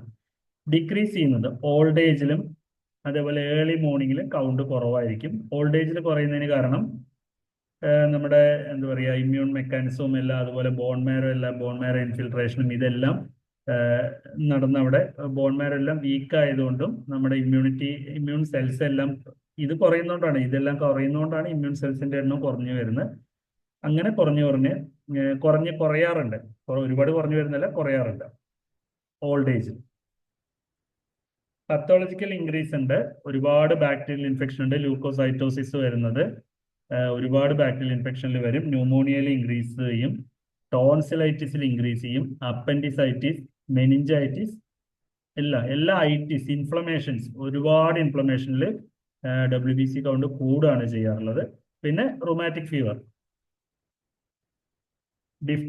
ഡിഫ്തീരിയ ഇൻഫെക്ഷൻ, എൻഡോകാർഡൈറ്റിസ്, ഇങ്ങനെയുള്ള കണ്ടീഷനിലെല്ലാം അത് കൂടും. പാരസൈറ്റിക് ഇൻഫെസ്റ്റേഷൻ, നമ്മുടെ ബോഡിയിൽ പാരസൈറ്റ് ഉണ്ടെങ്കിൽ തന്നെ ഈ WBC കൗണ്ട് കൂടും. അതിൽ വരുന്നതാണ് ഫൈലേറിയാസിസ്, ഹുക്ക്വർം ഇൻഫെക്ഷൻ, അമീബിക് ഡിസെൻട്രി, അങ്ങനെയുള്ള കാര്യങ്ങൾ. പിന്നെ viral infections like small pox, chicken pox, അങ്ങനെയെല്ലാം. പിന്നെ ലുക്കീമിയയിൽ ഏകദേശം 2 lakh, 1 lakh, 2 lakh വരെ ഡിപ്പെൻഡ്സ് അപ്പോൺ ദ കണ്ടീഷൻ ലുക്കീമിയയിൽ മാറും. മയോകാർഡ് ഇൻഫെക്ഷൻ, ട്യൂമേഴ്സിലെല്ലാം നമ്മുടെ ബോഡി അതിനെതിരെ റിയാക്ട് ചെയ്യാണ്. അപ്പൊ അതുകൊണ്ട് ട്യൂമറെല്ലാം വരുന്ന സമയത്ത് നമ്മുടെ ബോഡിയിൽ കൗണ്ട് കൂടുതലായിരിക്കും. പത്തോളജിക്കൽ ഡിക്രീസ്, ചില വൈറൽ ഇൻഫെക്ഷനിൽ WBC കൗണ്ട് കുറയാണ് ചെയ്യുക. അതായത് ഈ വൈറസുമായിട്ട് ഫൈറ്റ് ചെയ്ത്, അല്ലെങ്കിൽ ആ മൈക്രോ ഓർഗാൻസുമായി ഫൈറ്റ് ചെയ്ത് നമ്മുടെ സെല്ല് നശിപ്പിക്കപ്പെടുകയാണ്. അപ്പോഴാണ് നമ്മളെ കീഴടക്കുമ്പോഴാണ് നമുക്ക് അസുഖം വരുന്നത്. അതുകൊണ്ട് അങ്ങനെയുള്ള അസുഖങ്ങളാണ് ഇൻഫ്ലുവൻസയിൽ, റുബെല്ല ഇൻഫെക്ഷൻ, മീസിൽസ്, ഇതെല്ലാം ഈ കണ്ടീഷനിലെല്ലാം പത്തോളജിക്കൽ ഡിക്രീസ്, ലൂക്കോസൈറ്റോപീനിയ വരും. അതുപോലെ ടൈഫോയിഡ്, പാരാടൈഫോയിഡ്, TB, ബ്രൂസലോസിസ്, ഈ കണ്ടീഷനിലെല്ലാം TC കുറവായിരിക്കും. ദെൻ പ്രോട്ടോസോവൻ ഇൻഫെക്ഷൻ, എന്തായാലും അതിൽ മലേറിയ, കാലാസർ, ഈ കണ്ടീഷനിലെല്ലാം നമുക്ക് TC കുറവായിരിക്കും. പിന്നെ അനീമിക് കണ്ടീഷനിലാണെങ്കിൽ പ്ലാസ്റ്റിക് അനീമിയ, എഗ്രാനുലോസൈറ്റോസിസ്, SLE, ഇങ്ങനെയുള്ള കണ്ടീഷനിലും TC നമുക്ക് കുറവായിരിക്കും. അപ്പൊ അത് WBC കൗണ്ട് കഴിഞ്ഞു. Next platelet count. പ്ലേറ്റ്ലെറ്റ്സ് എന്താ പറയുക, സ്മോൾ റിഫ്രാക്റ്റൈൽ ബോഡീസ് ആണ്, നമ്മുടെ ക്ലോട്ടിങ്ങിന് സഹായിക്കുന്നതാണ്. ബ്ലീഡിംഗ് ഡിസോർഡേഴ്സ് എല്ലാം ഇതിന്റെ ഡിഫക്റ്റ് വരുമ്പോഴാണ് ഉണ്ടാവുക. നമുക്ക് പ്ലേറ്റ്ലെറ്റ് ഡയലൂട്ടിംഗ് ഫ്ലൂയിഡ് ഒരുപാടുണ്ട്. റീസെക്കേഴ്സ് ഫ്ലൂയിഡ് ഉണ്ട്. അതേപോലെ 1% അമോണിയം ഓക്സലേറ്റ് യൂസ് ചെയ്ത് നമുക്ക് പ്ലേറ്റ്ലെറ്റ് കൗണ്ട് ചെയ്യാം. ഡെയ്സീസ് ഫ്ലൂയിഡും പ്ലേറ്റ്ലെറ്റ് കൗണ്ട് ചെയ്യാൻ യൂസ് ചെയ്യാം. പക്ഷെ കോമൺ ആയിട്ട് റീസെക്കേഴ്സ് ഫ്ലൂയിഡ് ആണ് ചെയ്യാറുള്ളത്. അതിലും trisodium citrate, formaldehyde, brilliant cresyl blue, distilled water. അതായത് ഈ ഡെയ്സീസ് ഫ്ലൂയിഡിന്റെ ഏകദേശം അതേ കണ്ടന്റ് തന്നെയാണ് വരുന്നത്. പ്ലസ് അതിലൊരു ബ്രില്യൻ ക്രിസൈൽ ബ്ലൂ കൂടി വരുന്നുണ്ട്. ബ്രില്യൻ ക്രിസൈൽ ബ്ലൂ അതിനെ സ്റ്റെയിൻ ചെയ്യാൻ വേണ്ടിയിട്ടാണ്. അപ്പൊ അത് പ്ലേറ്റ്ലെറ്റിനെ സ്റ്റെയിൻ ചെയ്യും. ബാക്കി എല്ലാം ആസ് യൂഷ്വൽ നോർമൽ, അതായത് ബാക്ടീരിയൽ ഫംഗൽ ഗ്രോത്ത് പ്രിവെന്റ് ചെയ്യാൻ വേണ്ടി ഫോർമാൽഡിഹൈഡ് യൂസ് ചെയ്യുന്നു. ട്രൈസോഡിയം സിട്രേറ്റ് ആന്റികോയലിന്റെ യൂസ് ചെയ്യുന്നു. ഡിസ്റ്റിൽഡ് വാട്ടർ ഡയലുവന്റ് ആയി യൂസ് ചെയ്യുന്നു. ഇതും 1:200 ഡയലൂഷനിൽ നമ്മൾ RBC പിപ്പറ്റിൽ ചെയ്യാറുണ്ട്. നമ്മൾ ഇതിന് ശേഷം നമ്മൾ മിക്സ് ചെയ്ത് ചാർജ് ചെയ്തതിനു ശേഷം ഒരു മോയിസ്റ്റ് ചേമ്പറിൽ, പ്ലേറ്റ്ലെറ്റ് എന്ന് പറഞ്ഞാൽ RBCയുടെ 1/3 സൈസുള്ള മൈന്യൂട്ട് പാർട്ടിക്കിൾസ് ആണ്. അതുകൊണ്ട് തന്നെ അതിനകത്ത് RBCക്ക് ഹീമോഗ്ലോബിൻ ഉള്ളതുകൊണ്ട്, ഏറ്റവും വെയിറ്റ് ഉള്ളതുകൊണ്ട് അത് പെട്ടെന്ന് സെറ്റിൽ ഡൗൺ ചെയ്യും. പ്ലേറ്റ്ലെറ്റിൽ അത് ഉണ്ടായിരിക്കില്ല. സോ അതിന് ഒരു ഒരേ ഫേസിൽ സെറ്റിൽ ഡൗൺ ആകാൻ വേണ്ടി നമ്മൾ ഒരു 15-20 മിനിറ്റ് കീപ്പ് ചെയ്യണം. അതൊരു മോയിസ്റ്റ് ചേമ്പറിൽ കീപ്പ് ചെയ്യണം. അത് ഡീഹൈഡ്രേഷൻ പ്രിവെന്റ് ചെയ്യാനാണ്. ഒരു എക്സാമിന് ചോദിച്ചിട്ടുണ്ട് എന്തിനാണ് മോയിസ്റ്റ് ചേമ്പറിൽ കീപ്പ് ചെയ്യുന്നതെന്ന്. To prevent dehydration. ഇവാപ്പറേറ്റ് ചെയ്ത് ഡീഹൈഡ്രേഷൻ വരാതിരിക്കാനാണ് അത് ചെയ്യുന്നത്. ഇവിടെ നമ്മൾ എണ്ണ RBC area, whole RBC area എണ്ണും പ്ലേറ്റ്ലെറ്റിന് വേണ്ടി. അപ്പൊ N × 2000 വരുള്ളൂ. RBCക്ക് 4 കോർണർ സ്ക്വയറും സെൻട്രൽ സ്ക്വയർ എണ്ണുന്നതുകൊണ്ട് ഒരു 5 എന്നുള്ള ഒരു മൾട്ടിപ്ലൈങ് ഫാക്ടർ കൂടി വരും. ഇവിടെ അത് വരില്ല. ബാക്കിയെല്ലാം ക്യൂബിക് മില്ലിമീറ്ററിൽ വരുമ്പോൾ N × 2000 വരും. Platelet normal value 1.5 to 4.5 lakhs per cubic millimeter. ഇത് പത്തോളജിക്കൽ ഇൻക്രീസിന് നമ്മൾ ത്രോംബോസൈറ്റോസിസ് എന്ന് പറയും. പത്തോളജിക്കൽ ഡിക്രീസിന് നമ്മൾ അല്ലെങ്കിൽ ഇൻക്രീസിങ് കണ്ടീഷന് നമ്മൾ ത്രോംബോസൈറ്റോസിസ് പറയും. ഡിക്രീസിങ് കണ്ടീഷന് ത്രോംബോസൈറ്റോപീനിയ എന്ന് പറയും. പത്തോളജിക്കൽ ഇൻക്രീസ് വരുന്നുണ്ട് പല കാര്യങ്ങളിലും. പോളിസൈത്തീമിയയിൽ വരും. സ്പ്ലീനെക്ടമി എന്ന് പറഞ്ഞാൽ നമ്മുടെ സ്പ്ലീൻ റിമൂവ് ചെയ്യാണ്. സ്പ്ലീൻ റിമൂവ് ചെയ്യുമ്പോൾ എന്താ സംഭവിക്കുന്നതെന്ന് ചോദിച്ചു കഴിഞ്ഞാൽ ഈ പ്ലേറ്റ്ലെറ്റിന്റെ ഡിസ്ട്രക്ഷനും കാര്യങ്ങളെല്ലാം നടക്കുന്നത് സ്പ്ലീനിലാണ്. സ്പ്ലീനിൽ ഇൻഫിൽട്രേറ്റ് ചെയ്ത് റെറ്റിക്കുലർ എൻഡോത്തീലിയൽ സിസ്റ്റത്തിൽ വെച്ചിട്ടാണ്. അപ്പൊ സ്പ്ലീൻ റിമൂവ് ചെയ്യുമ്പോൾ ഓൾഡ് ഏജ് ആയ ഡാമേജ്ഡ് ആയ പ്ലേറ്റ്ലെറ്റിനെയും എല്ലാ ബ്ലഡ് സെൽസിനും വരും. ഒപ്പം തന്നെ ഓൾഡ് ആയിട്ടുള്ള പ്ലേറ്റ്ലെറ്റിന്റെ ഡിസ്ട്രക്ഷൻ എല്ലാം കുറയുന്നത് കാരണം ഒരു ഇൻക്രീസ് വരും. സ്പ്ലീനെക്ടമി. ദെൻ പോളിസൈത്തീമിയയിലാണെങ്കിലും അബ്നോർമൽ പ്രോളിഫറേഷൻ ഓഫ് എന്താ പറയുക ബോൺ മാരോന്ന് അബ്നോർമൽ പ്രോളിഫറേഷൻ ആണ് വരിക. അപ്പോൾ RBCയോടൊപ്പം തന്നെ പ്ലേറ്റ്ലെറ്റിന് പ്രൊഡക്ഷൻ കൂടും. ദെൻ ട്യൂബർകുലോസിസ് അതിലെല്ലാം കൂടുന്നതിന് റിയാക്റ്റീവ് ത്രോംബോസൈറ്റോസിസ് എന്ന് നിങ്ങൾ കേട്ടിട്ടുണ്ടായിരിക്കും. അതായത് ഇൻഫ്ലമേറ്ററി മാർക്കേഴ്സ് എല്ലാം പ്ലേറ്റ്ലെറ്റ് പ്രൊഡക്ഷനെ സ്റ്റിമുലേറ്റ് ചെയ്യും. ന്യൂമോണിയ വരുമ്പോൾ നമുക്ക് പ്ലേറ്റ്ലെറ്റ് കൗണ്ട് കൂടുതലായിരിക്കും. അതേപോലെ ഈ പല അസുഖങ്ങളിലും റിയാക്റ്റീവ് ത്രോംബോസൈറ്റ്, ഒരാൾ പേഷ്യന്റ് അനീമിക് ആണെങ്കിൽ anaemic പേഷ്യന്റിന് platelet count 7 lakh 8 lakh ഒക്കെ വരാറുണ്ട്. ഒരു HB6 ഒക്കെ ഉള്ള ആൾക്കാരാണെങ്കിൽ 7 lakh 8 lakh ഒക്കെ വരാറുണ്ട്. അതും റിയാക്റ്റീവ് ത്രോംബോസൈറ്റോസ് ആണ്. ഒരു ഇൻഫ്ലമേഷന്റെ ഇതുകൊണ്ട് നമ്മുടെ ബോഡിയിൽ ഉണ്ടാകുന്നതാണ്. ഒരു മാർക്കേഴ്സിന്റെ എല്ലാം സൈറ്റോകൈനിന്റെ എല്ലാം റിലീസ് കാരണമാണ് പ്ലേറ്റ്ലെറ്റ് കൗണ്ട് കൂടുന്നത്. ദെൻ ഡിക്രീസ് ഇൻ പ്ലേറ്റ്ലെറ്റ് കൗണ്ടിന് ത്രോംബോസൈറ്റോപീനിയ എന്ന് നമ്മൾ പറയുന്നു. ഒരുപാട് കണ്ടീഷൻ ഉണ്ട്. Aplastic anaemia, bone marrow suppression വരുമ്പോൾ എപ്ലാസ്റ്റിക് അനീമിയ വരും. ഇഡിയോപതിക് ത്രോംബോസൈറ്റോപീനിക് പർപ്യൂറ, അതായത് കറക്റ്റ് സോഴ്സ് അറിയാതെ നമുക്ക് പ്ലേറ്റ്ലെറ്റ് കൗണ്ട് കുറയുന്ന condition. Then pernicious anaemia, megaloblastic anaemia. Pernicious anaemia, megaloblastic അനീമിയയിലെല്ലാം നമ്മുടെ ന്യൂട്രീഷണൽ ഡെഫിഷ്യൻസിയിൽ വരുന്നതാണ്. സോ ന്യൂട്രിയൻസ് ഡെഫിഷ്യന്റ് ആവുമ്പോൾ അത് DNA മെച്ചുറേഷൻ, അതിന്റെ എല്ലാം മെച്ചുറേഷൻ എല്ലാം ബാധിക്കും. അതുകൊണ്ട് തന്നെ മെഗലോബ്ലാസ്റ്റിക് അനീമിയയിൽ പ്ലേറ്റ്ലെറ്റിന്റെ പ്രൊഡക്ഷൻ കുറയും. ദെൻ മൾട്ടിപ്പിൾ മൈലോമയിൽ എന്തുകൊണ്ടാണ് പ്ലേറ്റ്ലെറ്റ് കുറയുന്നത്? നമ്മുടെ ബോൺ മാരോ ഇൻഫിൽട്രേഷൻ വരുന്നത് കൊണ്ട് മൾട്ടിപ്പിൾ മൈലോമയിൽ നമുക്ക് പ്ലേറ്റ്ലെറ്റ് കൗണ്ട് കുറയും. ബോൺ മാരോന് ചെറിയ സപ്രഷൻ വരും. പിന്നെ ടൈഫോയിഡിൽ പ്ലേറ്റ്ലെറ്റ് കുറയും. ഡെങ്കു ഫീവർ നമ്മളിപ്പോൾ എല്ലാം ഫേസ് ചെയ്തുകൊണ്ടിരിക്കുന്ന ഒരു കാര്യമാണ്. ഡെങ്കു ഫീവർ വരുമ്പോൾ പ്ലേറ്റ്ലെറ്റ് നന്നായിട്ട് കുറയുന്ന കണ്ടീഷൻ. അതേപോലെ ഈ എന്തെങ്കിലും റേഡിയേഷൻ, ഇപ്പോൾ കീമോതെറാപ്പിയുടെ ഭാഗമായിട്ട് റേഡിയേഷൻ എടുത്തവരിലും ബോൺ മാരോ സപ്രഷൻ എല്ലാം വരുമ്പോൾ പ്ലേറ്റ്ലെറ്റ് കൗണ്ട് കുറയും. ഈവൻ കീമോതെറാപ്പി ഡ്രഗ്സ് വരെ പ്ലേറ്റ്ലെറ്റ് കൗണ്ടിന് ബോൺ മാരോ സപ്രഷൻ ഉണ്ടാക്കുന്നുണ്ട്, പ്ലേറ്റ്ലെറ്റ് കൗണ്ട് കുറയും. പിന്നെ നമ്മൾ മാനുവലി ടെസ്റ്റ് ചെയ്യുന്ന സമയത്ത് എറർ വരാം. അങ്ങനെ പ്ലേറ്റ്ലെറ്റ് കൗണ്ട് കുറവ് വരാം. അപ്പോൾ നമ്മൾ പണ്ട് ഇത് ഫിംഗറിൽ സ്ക്യൂസ് ചെയ്യുക എന്നൊക്കെ പറയുന്നത് പണ്ടല്ല. നമുക്ക് എന്ത് ടെസ്റ്റ് വന്നാലും നമ്മൾ ഈ EDTA ബോട്ടിലും കാര്യങ്ങളൊക്കെ യൂസ് ചെയ്യുന്ന ഒരു കാലത്തിന് മുമ്പ് നേരിട്ട് നമ്മൾ ഒരു ഫിംഗർ പ്രിക്ക്, കാപ്പിലറി ബ്ലഡ് എടുത്തിട്ട് ഈ കൗണ്ട് എല്ലാം ചെയ്തൊരു കാലം ഉണ്ടായിരുന്നു. അപ്പൊ ആ സമയത്ത് പ്രഷർ അപ്ലൈ ചെയ്ത് സ്ക്യൂസ് ചെയ്തെടുക്കുമ്പോൾ പ്ലേറ്റ്ലെറ്റ് കൗണ്ട് കുറയാറുണ്ട്. അതേപോലെ ടെസ്റ്റിംഗ് വിത്തിൻ 2 hour ആയിരിക്കണം. പ്ലേറ്റ്ലെറ്റ് കൗണ്ട് വിത്തിൻ 2 hour ആയിരിക്കണം ടെസ്റ്റ് ചെയ്യേണ്ടത്. ഇപ്പോഴാണെങ്കിലും EDTA ബ്ലഡ് ആണെങ്കിലും ആന്റികോഗുലേറ്റഡ് ആണെങ്കിലും വിത്തിൻ 2 hour പ്ലേറ്റ്ലെറ്റ് കൗണ്ട് ചെയ്യണം. ഇല്ലെങ്കിൽ അത് ഡിസിൻറ്റഗ്രേഷൻ നടക്കും. പ്ലേറ്റ്ലെറ്റ് ലൈസായി പോകും. ഒപ്പം തന്നെ ക്ലംപ് ചെയ്ത് ലൈസായിട്ടെല്ലാം പോകും പ്ലേറ്റ്ലെറ്റ്. പിന്നെ ഗ്ലാസ് വെയർ എല്ലാം ഡേർട്ടി ആവുമ്പോൾ അതിനകത്ത് ഇത് ചെറിയ പൊടി പോലെയുള്ള സാധനങ്ങളായതുകൊണ്ട് ആ ഇതിനകത്ത് പൊട്ടിപ്പിടിച്ചിരുന്നിട്ട് സ്റ്റിക്ക് ചെയ്തിരിക്കുന്ന കാരണം നമുക്ക് ലോ കൗണ്ട് കിട്ടാൻ ചെയ്യുമ്പോൾ ആ ഗ്യാപ്പുകളെല്ലാം, ഇപ്പോൾ ഒരു ഡേർട്ടി ഗ്ലാസ് വെയർ ആണ് അങ്ങനെയാണെങ്കിൽ അതിനകത്തെല്ലാം ഇപ്പോൾ ചെറിയൊരു സ്ട്രക്ചർ എന്തെങ്കിലും പൊടിയൊക്കെ പിടിച്ചിരിക്കുകയാണെങ്കിൽ അതിൽ പോയിട്ട് ഈ പ്ലേറ്റ്ലെറ്റ് അഡയർ ചെയ്ത് നിൽക്കും. പ്ലേറ്റ്ലെറ്റിന് അങ്ങനെ എടുത്തുകൊണ്ട് എവിടെയെങ്കിലും ഒരു സർഫസിൽ പെട്ടെന്ന് അറ്റാച്ച് ചെയ്ത് നിൽക്കും. അത് തന്നെയാണ് നമ്മുടെ ബോഡിയിൽ ഹീമോസ്റ്റാസിസിന് സപ്പോർട്ട് ചെയ്യുന്ന ഒരു ക്യാരക്ടർ. പിന്നെ ഹൈ കൗണ്ട് വരുന്നത് ഡയലൂട്ടിക് ഫ്ലൂയിഡ് ഒന്ന് ഫിൽട്ടർ ചെയ്തില്ലെങ്കിൽ പല പൊടിപടലങ്ങളും നമുക്ക് പ്ലേറ്റ്ലെറ്റ് ആയിട്ട് നമ്മൾ കൗണ്ട് ചെയ്യാൻ സാധ്യതയുണ്ട്. അതുപോലെ RBC ഒക്കെ പൊട്ടിപ്പൊടിഞ്ഞ് കിടന്നാലോ അല്ലെങ്കിൽ അങ്ങനെ ടിഷ്യൂ ഡെബ്രിസ് അല്ലെങ്കിൽ WBCയുടെ എന്തെങ്കിലും ചെറിയ ഫ്രാഗ്മെന്റ്സ് ഒക്കെ വന്നാലും മേ ബി നമ്മളത് പ്ലേറ്റ്ലെറ്റ് ആയിട്ട് തെറ്റിദ്ധരിക്കണം. അങ്ങനെ ടിഷ്യൂ ഡെബ്രിസും ഡേട്ട് അഴുക്കുകളെല്ലാം ഉണ്ടെങ്കിൽ നമുക്ക് പ്ലേറ്റ്ലെറ്റ് കൗണ്ട് കുറയാം. അപ്പൊ അതാണ് പ്ലേറ്റ്ലെറ്റിന്റെ കാര്യം. ഇനി അബ്സല്യൂട്ട് ഈസിനോഫിൽ കൗണ്ട്. ഈസിനോഫീലിയ കേസിൽ ആണ് നമ്മൾ അബ്സല്യൂട്ട് ഈസിനോഫിൽ കൗണ്ട് ചെയ്യാറുള്ളത്. ഡയലൂട്ടിംഗ് ഫ്ലൂയിഡ് ആയിട്ട് WBC ഡയലൂട്ടിംഗ് ഫ്ലൂയിഡിന് അബ്സല്യൂട്ട് ഈസിനോഫിൽ കൗണ്ടിങ്ങിന്റെ ഡയലൂട്ടിംഗ് ഫ്ലൂയിഡ് ഏതാണ് ഒരു PSC എക്സാമിന് ചോദിച്ചിട്ടുണ്ട്. ഒരുപാട് എക്സാമ്പിൾസ് ഉണ്ട്. Hinkelmann's fluid, Pilot's fluid, Dunger's fluid, അങ്ങനെ ഒരുപാട് ഫ്ലൂയിഡ്സ് ഉണ്ട്. ഹിങ്കിൾമാൻസ് ആണ് നമ്മൾ കോമൺ ആയിട്ട് യൂസ് ചെയ്യാറുള്ളത്. ഡങ്കേഴ്സ് ഫ്ലൂയിഡ് യൂസ് ചെയ്യാറുണ്ട്. അതിന്റെ കണ്ടന്റ് യെല്ലോ യൂസിൻ അല്ലെങ്കിൽ eosin yellow, formaldehyde, phenol, distilled water. ഇതിൽ ഫീനോൾ ആണ്. ഇതിൽ വേറൊരു ആസിഡ് ഇല്ല, പകരം ഫീനോൾ ആണ് RBCയിൽ ഐസ് ചെയ്യുക. പിന്നെ യോസിനാണ് ഈസിനോഫിലിനെ സ്റ്റെയിൻ ചെയ്യുക. യോസിൻ ഈസിനോഫിലിനെ സ്റ്റെയിൻ ചെയ്യുന്ന കാരണമാണ് ആ ഒരു അതിന്റെ ഡൈകെമിസ്ട്രിയുടെ ഇതിന്റെ വെച്ചിട്ട് അതിനെ സ്റ്റെയിൻ ചെയ്യുന്നത്, യോസിനെ സ്റ്റെയിൻ ചെയ്യുന്നത് യോസിൻ യെല്ലോ ആണ്. അപ്പൊ നമ്മൾ 1:10 അല്ലെങ്കിൽ 1:20 ഡയലൂഷൻ എടുക്കും. നോർമലി നമുക്ക് 1:10 ഡയലൂഷൻ എടുത്താൽ മതി, കാരണം അതിന്റെ കൗണ്ട് വളരെ കുറവായിരിക്കും. 1:10 തന്നെ നമുക്ക് ചെയ്യാൻ പറ്റും. കൗണ്ടിങ് ചേമ്പറിൽ ചാർജ് ചെയ്ത് 15 to 30 മിനിറ്റ് നമ്മളത് മിക്സ് ചെയ്ത് വെക്കും.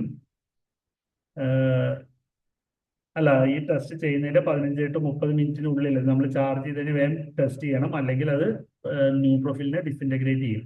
അപ്പോൾ 2-3 മിനിറ്റ് വെച്ചിട്ട് നമ്മളത് കൗണ്ട് ചെയ്യും. ഇതിന്റെ കാൽക്കുലേഷൻ അതേ കാൽക്കുലേഷൻ തന്നെയാണ്. Number of cell counted into dilution factor into depth factor by area counted. ഇവിടെ നമ്മൾ ഹോൾ ഏരിയ കൗണ്ട് ചെയ്യും, 9 mm² കൗണ്ട് ചെയ്യും. സോ n × 100/9 ആണ് നമ്മുടെ ഇത് വരെ. ഇനി normal value 4 to 40 cells per cubic millimetre അല്ലെങ്കിൽ മില്ലിമീറ്റർ ക്യൂബ് എന്ന് പറയാം. Clinical significance increase number of eosinophil is called eosinophilia. അതിൽ തന്നെ കൂടുതലായിട്ട് കാണുന്നത് ആസ്മ, അലർജിക് കണ്ടീഷൻ, ചില സ്കിൻ ഇൻഫെക്ഷൻ, എന്തെങ്കിലും അലർജിക് ആയിരിക്കും, അല്ലെങ്കിൽ പാരസൈറ്റിക് ഇൻഫെക്ഷൻ അല്ല ഈസിനോഫീലിയ വരാം. ഈസിനോപീനിയ കാണുന്നത്, ഈസിനോപീനിയ നമുക്ക് ആകെ അതിന്റെ നോർമൽ റേഞ്ച് വരുന്നത് നമുക്ക് വരുന്നത് 2 to 6% ആണ്. പക്ഷേ ഈസിനോപീനിയ പുഷിംഗ് ഡിസീസിൽ, ഷോക്കില്, അതുപോലെ സിവിയർ ഇൻഫെക്ഷൻ വരുമ്പോൾ ഒരിക്കലും ഈസിനോഫീലിയ കുറയല്ല ചെയ്യുന്നത്. പക്ഷെ നമ്മൾ ഡിഫറൻഷ്യൽ കൗണ്ട് ചെയ്യുമ്പോൾ ഇൻഫെക്ഷൻസ് എല്ലാം വരുമ്പോൾ ബാക്കിയുള്ള അതായത് ഫസ്റ്റ് ലൈൻ ഡിഫൻസിന്റെ ന്യൂട്രോഫിൽസും അതേപോലെ ലിംഫോസൈറ്റ് ടോട്ടൽ കൗണ്ട് ന്യൂട്രോഫിൽ ഒരുപാട് കൂടുന്നുണ്ട്. നമ്മൾ എടുക്കുന്ന 100 സെൽസ് പിക്ക് ചെയ്തെടുത്ത് DC എടുക്കുമ്പോൾ അതിൽ ഈസിനോഫിൽ കുറയാൻ സാധ്യതയുണ്ട്. പിന്നെ അബ്സല്യൂട്ട് കൗണ്ടും റിലേറ്റീവ്, അതായത് റിലേറ്റീവ് കൗണ്ടും അബ്സല്യൂട്ട് കൗണ്ടും, ഇതിനെപ്പറ്റി നമുക്ക് നമ്മുടെ ബാക്കി ക്ലാസ്സുകളിൽ പറയുന്നതായിരിക്കും നല്ലത്. ആ സെല്ലിന്റെ ഓരോ ഡിഫറൻഷ്യൽ കൗണ്ട് പഠിക്കുമ്പോൾ പറയുന്നതായിരിക്കും കുറച്ചുകൂടി നല്ലത്. Relative lymphocytosis, absolute lymphocytosis, absolute lymphocytopenia, relative lymphocytopenia, അതെല്ലാം നമ്മൾ കൗണ്ട് വെച്ചും ടോട്ടൽ WBC കൗണ്ട് വെച്ചും പറയുന്ന കാര്യങ്ങളാണ്. അപ്പോൾ അത്രയേ ഉള്ളൂ ഈസിനോഫിലിനെ കുറിച്ച്. Then reticulocyte count. Reticulocyte are the immediate precursor of matured red cell. RBCയുടെ ഇമ്മീഡിയറ്റ് പ്രിക്കേഴ്സർ ആണ്. ഇതിൽ നമ്മൾ നോൺ ന്യൂക്ലിയേറ്റഡ് ആണ്, പക്ഷെ ഫ്രാഗ്മെന്റ്സ് ഓഫ് ഇത് കാണാൻ പറ്റും ഇതിനകത്ത്. അതതിന്റെ സ്റ്റേജിനനുസരിച്ച് സ്റ്റേജ് 1, 2, 3, 4 എന്ന് പറഞ്ഞ് നമ്മൾ ക്ലാസിഫൈ ചെയ്തിട്ടുണ്ട്. ഇതിനകത്ത് നമ്മൾ RNA വിത്ത് HB അങ്ങനെയാണ് വരിക. അപ്പൊ നമുക്കൊരു ബ്ലൂ കളറും റെഡ് കളറും അതിൽ ഫീൽ ചെയ്യാൻ പറ്റും. റെഡ് കളർ നമുക്ക് അതിൽ കാണാൻ പറ്റും. ചെറിയൊരു ബ്ലൂ ടിഞ്ച് റെഡിഷ് ആയിരിക്കും സെല്ല്, ഒരു ബ്ലൂ കളറിൽ കാണാൻ പറ്റും. റെറ്റിക്കുലോസൈറ്റ് കൗണ്ട് ഇൻഡിക്കേറ്റ് ചെയ്യുന്നത് എന്താ വെച്ചാൽ നമ്മുടെ ബോൺ മാരോയുടെ erythropoietic activity of bone marrow, erythropoietic ആക്ടിവിറ്റിയാണ് മെഷർ ചെയ്യുന്നത്. അതേപോലെ അനീമിയയിലെല്ലാം റെറ്റിക്കുലോസൈറ്റ് കൗണ്ട് നമ്മൾ ചെയ്തു നോക്കാറുണ്ട്. ഇതിലെന്താ ചോദിച്ചാൽ നമ്മൾ സുപ്രാ വൈറ്റൽ സ്റ്റെയിനിങ് ആണ് യൂസ് ചെയ്യുക. നമ്മളെ റെറ്റിക്സിനെ കണ്ടുപിടിക്കാൻ നമ്മൾ യൂസ് ചെയ്യുന്നത് സുപ്രാ വൈറ്റൽ സ്റ്റെയിനിങ് ആണ്. അപ്പൊ ഇതിന് യൂസ് ചെയ്യുന്നത് സുപ്രാ വൈറ്റൽ സ്റ്റെയിനിങ് ആയിട്ട് ബ്രില്യൻ ക്രിസൈൽ ബ്ലൂ അല്ലെങ്കിൽ ന്യൂ മെത്തിലിൻ ബ്ലൂ, NMB അല്ലെങ്കിൽ ബ്രില്യൻ. ഇപ്പൊ ഇത് എക്സാമിന് ചോദിച്ചിട്ടുണ്ട്. റെറ്റിക്കുലോസൈറ്റ് കൗണ്ട് പിടിക്കാൻ ഉപയോഗിക്കുന്ന സ്റ്റെയിൻ ഏതാണ് അല്ലെങ്കിൽ ഡൈ ഏതാണെന്ന് ചോദിച്ചിട്ടുണ്ട്. ഡൈ യൂസ് ചെയ്യുന്നത് ബ്രില്യൻ ക്രിസൈൽ ബ്ലൂ അല്ലെങ്കിൽ ന്യൂ മെത്തിലിൻ ബ്ലൂ. ഈ രണ്ടെണ്ണമാണ് നമ്മൾ കോമൺ ആയി യൂസ് ചെയ്യാറുള്ളത്. ഇതിന്റെ മെത്തേഡ് ഉണ്ട്, ഡ്രൈ മെത്തേഡ് ഉണ്ട്, വെറ്റ് മെത്തേഡ് ഉണ്ട്. ഡ്രൈ മെത്തേഡ് ആകുമ്പോൾ സ്മിയർ എടുത്തിട്ട് നമുക്ക് ഈവൻ നമ്മുടെ ലീഷ്മൻ സ്റ്റെയിനിൽ നിന്ന് ചെയ്തൊക്കെ നോക്കാം. അല്ലെങ്കിൽ നമുക്ക് ഈ പറയുന്ന അത് കുറച്ചുകൂടി റിസ്ക് ഉള്ള ഇതാണ്. അല്ലെങ്കിൽ നമുക്ക് ഈ സ്റ്റെയിനും ബ്ലഡും ഈക്വൽ ക്വാണ്ടിറ്റി മിക്സ് ചെയ്ത് ഇൻക്യുബേറ്റ് ചെയ്ത് 37 ഡിഗ്രിയിൽ 15 to 20 മിനിറ്റ് ഇൻക്യുബേറ്റ് ചെയ്തിട്ട് നമുക്ക് വെറ്റ് മൗണ്ട് ആയിട്ട് ഒരു കവർ സ്ലിപ്പ് ഇട്ടിട്ട് വേണമെങ്കിൽ നമുക്ക് കൗണ്ട് ചെയ്യാം. അല്ലെങ്കിൽ നമുക്ക് അത് വെച്ച് സ്മിയർ വരച്ചിട്ട് നമുക്ക് നോക്കി കൗണ്ട് ചെയ്യാം. വെറ്റ് മൗണ്ട് പറഞ്ഞാൽ ടെമ്പററി ആണ്. ഡ്രൈ പ്രിപ്പറേഷൻ ആണെങ്കിൽ നമുക്ക് പെർമനന്റ് യൂസ് ചെയ്യാം. പിന്നെ ഇത് കൗണ്ട് ചെയ്യാൻ നമ്മൾ പ്രത്യേക തരം ഐ പീസ് യൂസ് ചെയ്യും. എർലിക്സ് ഐ പീസ് അല്ലെങ്കിൽ Miller's eyepiece. Miller's eyepiece എന്ന് പറയുമ്പോൾ ഐ പീസിന് മേലെ ഇരുന്ന അതിനകത്ത് റെക്ടാങ്കുലർ സ്ക്വയർ ആയിരിക്കും സെൻട്രലിലെ ഗ്യാപ്പ്. അപ്പോൾ നമുക്ക് കാണുന്ന ഫീൽഡ് ഏരിയ, മൈക്രോസ്കോപ്പിക് ഫീൽഡ് കാണുന്ന റെക്ടാങ്കുലർ സ്ക്വയർ ആയിട്ടാണ് വരിക. എർലിക്സ് ഐ പീസ് എന്ന് പറഞ്ഞാൽ അതിനകത്ത് റൗണ്ട് ആയിരിക്കും, സർക്കുലർ പീസ് ആയിരിക്കും പേപ്പർ, അതിൽ റൗണ്ട് ആയിട്ട് കാണും. അപ്പൊ നമുക്ക് നമ്മുടെ ഏരിയ ഓഫ് വിസിബിലിറ്റി കുറയുമ്പോൾ എത്ര ആർ ബി സി ഉണ്ട്, അതിനകത്ത് എത്ര റെറ്റിക്സ് ഉണ്ട് നമുക്ക് കൗണ്ട് ചെയ്യാൻ പറ്റും.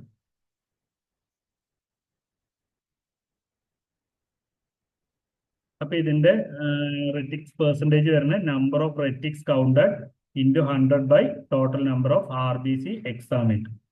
എത്ര ആർ ബി സിക്ക് ഉള്ളിലാണ് നമുക്ക് എത്ര റെറ്റിക്സിനെ കാണാൻ പറ്റിയെന്ന് നോക്കും. അതിന്റെ കൂടെ ഇൻറ്റു 100 ചെയ്യും. നോർമൽ വാല്യൂ അഡൽറ്റിൽ വളരെ കുറവായിരിക്കും. 0.2 to 2% ഉണ്ടായിരിക്കുള്ളൂ. 0.5 to 4% ചിൽഡ്രൻസിൽ വരും. 2 to 6% ഇൻഫൻസിൽ വരും. ദെൻ ക്ലിനിക്കൽ സിഗ്നിഫിക്കൻസ്, റെറ്റിക്കുലോസൈറ്റ് ഇൻക്രീസ് ചെയ്യുന്നതിന് റെറ്റിക്കുലോസൈറ്റോസിസ് എന്ന് പറയും. അത് നമ്മുടെ ബോൺ മാരോന്റെ ഇൻക്രീസ്ഡ് ആക്ടിവിറ്റി കാണിക്കുന്നതിന് വേണ്ടിയാണ് അത്. അപ്പൊ അതിന്റെ അർത്ഥം റെറ്റിക്കുലോസൈറ്റ് കൗണ്ട് കൂടിയാൽ ഇൻക്രീസ്ഡ് ബോൺ മാരോ ആക്ടിവിറ്റിയാണ്. എറിത്രോയിഡ് ഹൈപ്പർപ്ലേസിയ എന്ന് പറയും. ആ എറിത്രോയിഡ് ഹൈപ്പർപ്ലേസിയ കാണുന്ന കണ്ടീഷനാണ് സിക്കിൾ സെൽ അനീമിയ. അപ്പൊ സിക്കിൾ സെൽ അനീമിയയിൽ റെറ്റിക്കുലോസൈറ്റ് കൗണ്ട് കൂടും. താലസീമിയയിൽ റെറ്റിക്കുലോസൈറ്റ് കൗണ്ട് കൂടും. കാരണം നമ്മുടെ പെരിഫറൽ ബ്ലഡിലുള്ള സെൽസ് എല്ലാം അബ്നോർമൽ സെൽസ് ആണ്. സിക്കിൾ സെൽസ് ആകുമ്പോൾ നമ്മുടെ അമിനോ ആസിഡ് സീക്വൻസിലുള്ള വാലിൻ റീപ്ലേസ്ഡ് ബൈ ഗ്ലൂട്ടാമിക് അത് 6th പൊസിഷനിൽ അങ്ങനെ വരുന്നൊരു ഇതുകൊണ്ട് സിക്കിൾ സെൽസ് വരുമ്പോൾ അതിന് പ്രോപ്പർ ഫങ്ഷൻ ചെയ്യാൻ പറ്റില്ല. അതുകൊണ്ട് ബോൺ മാരോ കൂടുതലായിട്ട് സെൽസിനെ പ്രൊഡ്യൂസ് ചെയ്ത് റിലീസ് ചെയ്യും ഇവിടുത്തെ ആവശ്യങ്ങൾ മീറ്റ് ചെയ്യാൻ. അതുകൊണ്ട് തന്നെ റെറ്റിക്സ് നമ്മുടെ പെരിഫറൽ ബ്ലഡിൽ കാണാം.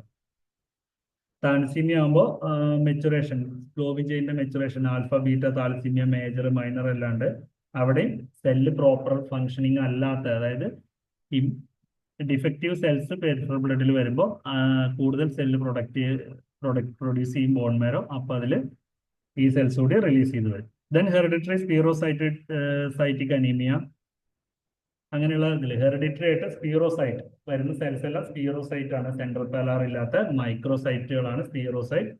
ഹൈപ്പർപ്ലോമിക് സെൽസുകളാണ്. അപ്പൊ അതുകൂടി നമുക്ക് അതിൽ കാണാം. അപ്പൊ അതിലും നമുക്ക് റെറ്റിക്സ് കൗണ്ട് കൂടുതലായിട്ട് കാണാം. Then aplastic anaemia, pernicious anaemia കണ്ടീഷനിലെല്ലാം റെറ്റിക്കുലോസൈറ്റോപീനിയ. എപ്ലാസ്റ്റിക് അനീമിയ പറഞ്ഞാൽ ബോൺ മാരോ സപ്രഷൻ വരുമ്പോഴാണ്. പെർനീഷ്യസ് അനീമിയയിൽ ബോൺ മാരോ സപ്രഷൻ വരുന്നതുകൊണ്ടാണ് റെറ്റിക്കുലോസൈറ്റോപീനിയ. റെറ്റിക്കുലോസൈറ്റ് കുറവായിരിക്കും, ബാക്കി സെൽസും കുറവായിരിക്കും. ബോൺ മാരോ സപ്രഷൻ വന്നാലും കൗണ്ട് കുറവായിരിക്കും. പിന്നെ സ്മിയർ എക്സാമിനേഷൻ, നമ്മൾ സ്മിയർ നോർമൽ ചെയ്യുന്നത് ബാക്ടീരിയ, മലേറിയൽ പാരസൈറ്റോ അല്ലെങ്കിൽ എന്തെങ്കിലും ബ്ലഡ് പാരസൈറ്റിനെ കണ്ടുപിടിക്കാനും കൗണ്ട് ചെയ്യാനാണ് യൂസ് ചെയ്യുന്നത്. അപ്പൊ സ്മിയർ എടുക്കുന്നതും അതിന്റെ വരയ്ക്കുന്ന കാര്യങ്ങളും എല്ലാം ഉണ്ട്. അത് ഞാൻ ഡീറ്റെയിൽഡ് ആയിട്ട് ഇവിടെ പറയുന്നില്ല. നമ്മൾ ആദ്യം സ്മിയർ പ്രിപ്പയർ ചെയ്യുന്നു, അത് ഡ്രൈ ആക്കുന്നു, അതിനുശേഷം നമ്മൾ സ്റ്റെയിൻ ചെയ്യുന്നു, ദെൻ മൈക്രോസ്കോപ്പിക്കലി നോക്കുന്നു. സ്മിയർ പ്രിപ്പയർ ചെയ്യുന്ന സ്പ്രെഡർ സ്ലൈഡ് വെച്ചിട്ടാണ്. ആംഗിൾ 30 to 40 ആംഗിളിലാണ് നമ്മൾ ചെയ്യുക. പിന്നെ നല്ല എക്സ്പീരിയൻസ്ഡ് ആയിട്ട് ടെക്നീഷ്യൻസ് ആണെങ്കിൽ ആ പേഷ്യൻറ്റിന്റെ HBയുടെ അളവെല്ലാം നോക്കി വേണമെങ്കിൽ നമുക്ക് ഇത് ആംഗിൾ അഡ്ജസ്റ്റ് ചെയ്തിട്ട് സ്മിയറിന്റെ തിക്നെസ് ഒന്ന് അഡ്ജസ്റ്റ് ചെയ്യാൻ പറ്റും നമുക്ക്.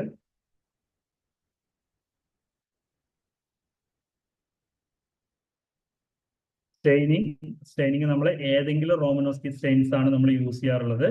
റോമനോസ്കി ഗ്രൂപ്പ് ഓഫ് സ്റ്റെയിനിന്റെ പ്രത്യേകത എന്ന് പറഞ്ഞാൽ ഇതെല്ലാം ന്യൂട്രൽ സ്റ്റെയിൻസ് ആണ്.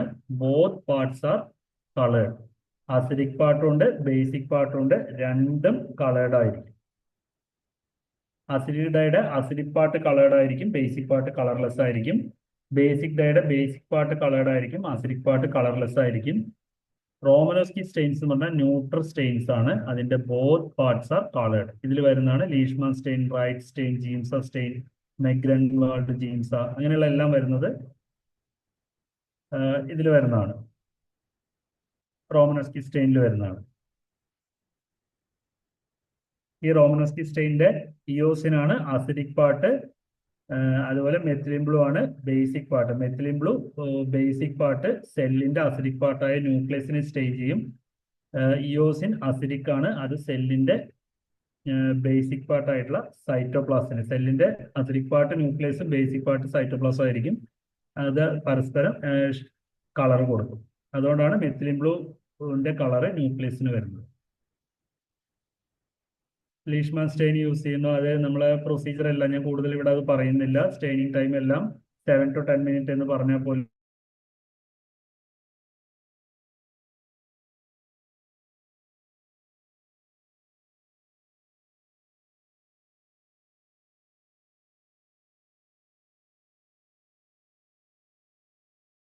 ടാപ്പ് വാട്ടർ ക്വാളിറ്റി ഇല്ലാത്താണെങ്കിൽ നമ്മൾ ബഫേർഡ് വാട്ടർ തന്നെ ആഡ് ചെയ്യണം. ഇരട്ടി വോളിയയിൽ ഒഴിച്ചിട്ട് അതിനെ ഡയലൂട്ട് ചെയ്യണം. എന്നിട്ട് അതിൽ നമുക്കൊന്ന് ബ്ലോ ചെയ്യാറുണ്ട് നമ്മൾ. അതിനുശേഷം ഇതൊരു 7 to 10 minutes, ചിലവിടെ 15 minutes വെക്കേണ്ടി വരും, ചിലവിടെ 6 minutes വെച്ചാൽ തന്നെ ക്ലിയർ ആയിട്ട് എടുക്കുക. അത് നമ്മൾ ടെക്നീഷ്യൻസ് ആണ് ആ സ്റ്റെയിനിങ് ടൈം എത്ര ചെയ്യണം എന്നുള്ളത് ഡിസൈഡ് ചെയ്യുന്നത്. ഒപ്പം തന്നെ സ്റ്റെയിനിങ് കഴിഞ്ഞു കഴിഞ്ഞാൽ ഗോൾഡൻ സ്കം വിത്ത് മെറ്റാലിക് ഷീൻ എന്ന് പറയും. ഇതിന് മേലെ, സ്മിയറിന് മേലെയുള്ള ഒരു ഗോൾഡൻ കളറിലൊരു സാധനം വരും. അതൊരിക്കലും നമ്മുടെ സ്മിയറിന് മേലെ തട്ടാൻ പാടില്ല. അപ്പൊ സ്മിയർ എപ്പോഴും സ്റ്റെയിൻ ചെയ്യുമ്പോൾ നമ്മൾ സ്റ്റെയിനിങ് റാക്കിൽ സ്റ്റെയിനിങ് കഴിഞ്ഞാൽ നമ്മളത് ജസ്റ്റ് ഒരു കപ്പിൽ വെള്ളം എടുത്തിട്ടാണെങ്കിലും ഡയറക്റ്റ് സ്മിയറിലേക്ക് ഒഴിക്കുക. സൈഡിലൂടെ ഒഴിച്ച് ആ ഗോൾഡൻ സ്കമ്മിനെ റിമൂവ് ചെയ്തതിനു ശേഷം മാത്രമാണ് സ്ലൈഡ് റാക്കിൽ നിന്ന് സ്ലൈഡ് എടുക്കാൻ പാടും. ഇല്ലെങ്കിൽ ഇത് വരും. പിന്നെ നമുക്ക് ഇതിന്റെ ഒക്കെ പറയുന്നത് അണ്ടർ സ്റ്റെയിൻ ആണെങ്കിൽ എന്തൊക്കെ ചെയ്യണം, ഓവർ സ്റ്റെയിൻ ആണെങ്കിൽ എന്തൊക്കെ ചെയ്യണം, സ്റ്റെയിൻ ഡെപ്പോസിറ്റ് വന്നാൽ എന്തൊക്കെ ചെയ്യണം, ഇതെല്ലാം കുറെ കാര്യങ്ങൾ ഉണ്ടാവുന്ന ഞാൻ ഇപ്പൊ ഇവിടെ മെൻഷൻ ചെയ്യുന്നില്ല. ആദ്യം ഇപ്പൊ നമ്മൾ ലോ പവറിൽ നോക്കി, അതിന്റെ ഡിസ്ട്രിബ്യൂഷൻ, സെൽസിന്റെ ഡിസ്ട്രിബ്യൂഷൻ എല്ലാം നോക്കും. RBC പരസ്പരം ടച്ച് ചെയ്തിരിക്കുന്ന ഏരിയ നോക്കും. നമുക്ക് ഹെഡ്, ബോഡി, ടൈൽ ഉണ്ട്. നമുക്ക് സ്മിയറിന് 1 to 3 സെന്റിമീറ്റർ ലെങ്ത് പറയും. ഇപ്പൊ അതെല്ലാം റിവൈസ് ചെയ്തിട്ടുണ്ട്. ഒരു ഐഡിയൽ സ്മിയർ എന്ന് പറഞ്ഞാൽ ടൈൻ ഷേപ്പ് ആയിരിക്കും. 1 to 2 സെന്റിമീറ്റർ ലെങ്ത് ഉണ്ടായിരിക്കും. ഒരു സ്മിയർ എടുക്കാൻ നമ്മൾ 2 മൈക്രോലിറ്റർ ബ്ലഡ് എന്ന് വേണം എടുക്കാൻ.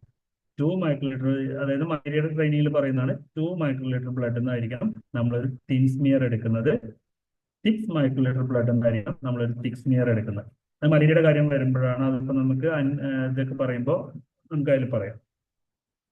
കൗണ്ടിങ് ഇതുണ്ട്, മെത്തേഡ് എന്ന് പറയും, going back fourth length vice. അതുപോലെ ബാറ്റിൽമെന്റ് ഉണ്ട്.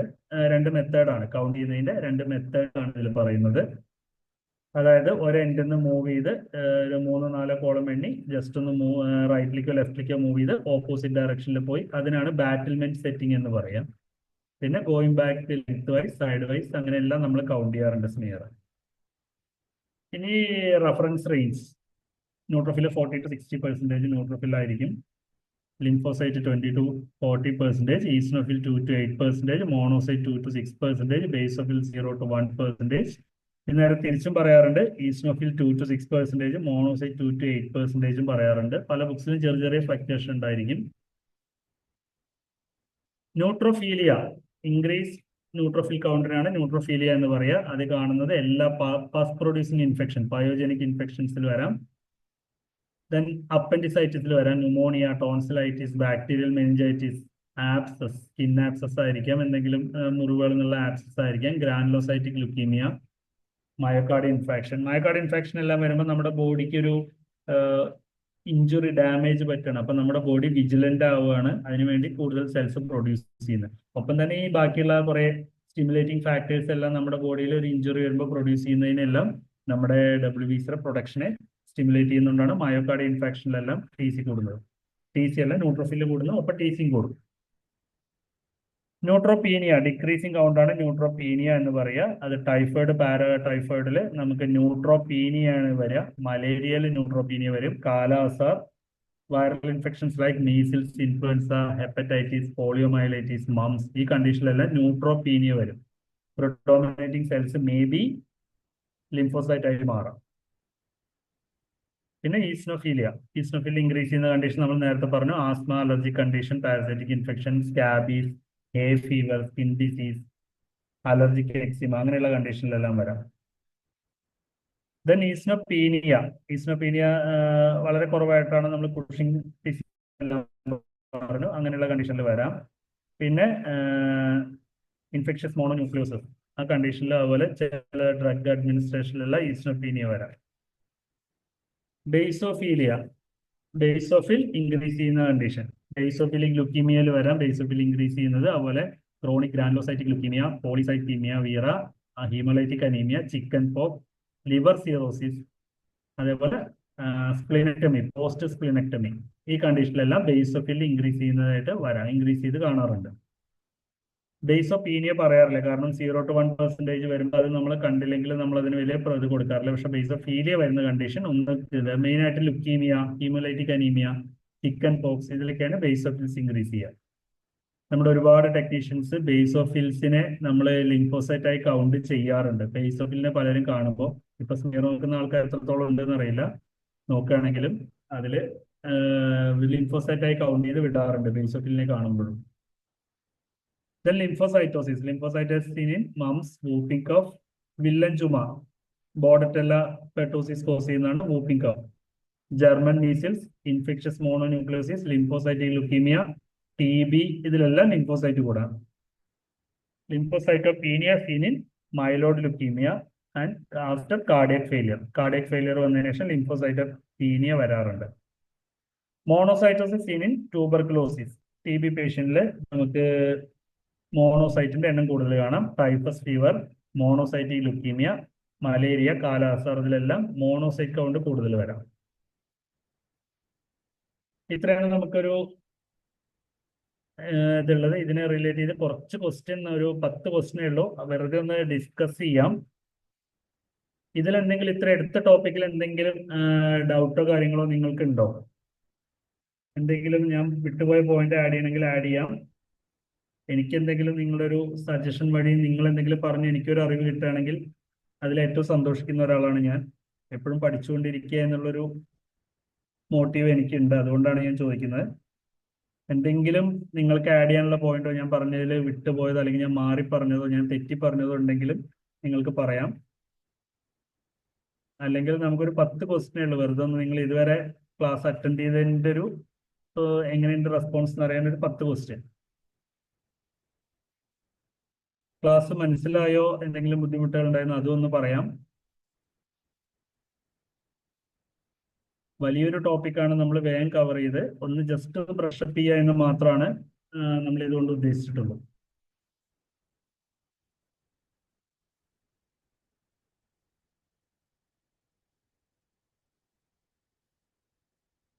Okay, mute ചെയ്തുകൊണ്ടായിരിക്കാം. കുറച്ച് ക്വസ്റ്റ്യൻ കൂടി നമുക്ക് ഡിസ്കസ് ചെയ്യാം.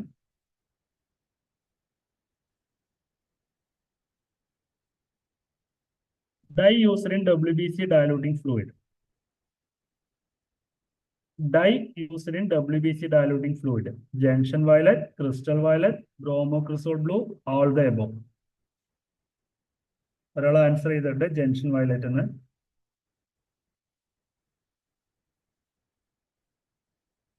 ഓക്കെ, എല്ലാവരും ആൻസർ ചെയ്യുന്നുണ്ട്. ജംഗ്ഷൻ വയലറ്റ് എന്ന് തന്നെയാണ് ആൻസർ ചെയ്ത്.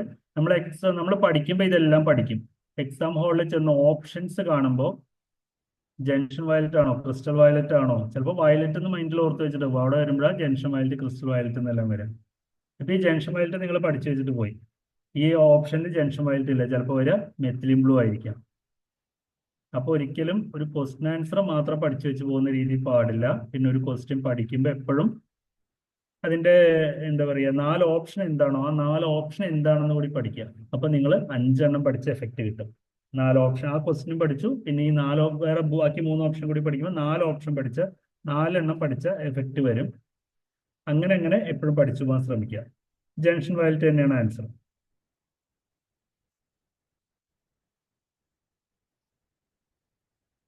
Then acetic acid in Turk's fluid act as acetic acid in Turk's fluid act as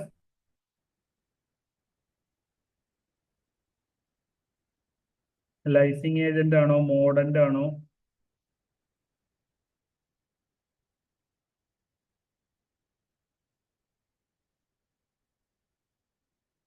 എല്ലാവരും ആൻസർ ചെയ്യുന്നുണ്ട്. എന്നാൽ പോലും അതിൽ മോഡന്റ് കൂടി ആയിട്ട് ആക്ട് ചെയ്യുന്നുണ്ട്. അസറ്റിക് ആസിഡ് ആക്ട് ആസ്, ഞാൻ നേരത്തെ ക്ലാസ്സിൽ പറഞ്ഞിട്ടില്ല, acetic acid act as a mordant 2. Okay, അപ്പോൾ ബോത്ത് എ ആൻഡ് ബി ആണ് ആൻസർ വരിക. അടുത്ത് improved Neubauer counting chamber as a depth of, improved Neubauer counting chamber as a depth of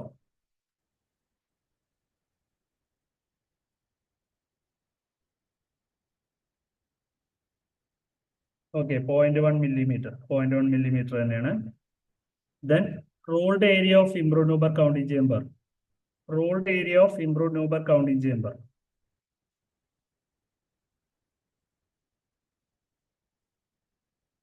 എല്ലാവരും answer ചെയ്യുന്നുണ്ട്. 9 mm². ഇതെല്ലാം നമ്മൾ ഏറ്റവും ബേസിക് ആയിട്ട് പഠിക്കുന്ന ഒരു കാര്യമാണ്. വെറുതെ ഒരു 10 ക്വസ്റ്റ്യൻ ഞാൻ ഇട്ടുന്നേ ഉള്ളൂ.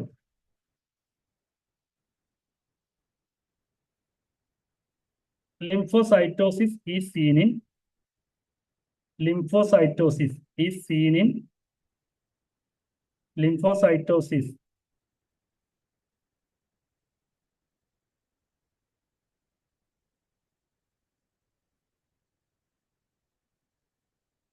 എപ്പോഴും ആൻസർ ചെയ്യുമ്പോൾ നമുക്ക് ആൻസർ ഡൗട്ട് ഉണ്ടെങ്കിൽ മാക്സിമം ഒരു എന്താ പറയുക, മാക്സിമം തെറ്റായ ആൻസർ സ്കിപ്പ് ചെയ്ത് കളയാൻ ശ്രമിച്ചു. ഓരോ ആൻസറും നോക്കിയിട്ട് ഇൻഫെക്ഷ്യസ് മോണോന്യൂക്ലിയോസിസ് നമുക്കത് അറിയില്ല. പക്ഷേ നമുക്ക് വേറൊരു കാര്യം അറിയാം, എയ്ഡ്സിൽ നമുക്ക് CD4 കൗണ്ടോ അല്ലെങ്കിൽ ലിംഫോസൈറ്റ് കൗണ്ട് വളരെ കുറവ് വരാറുണ്ട്.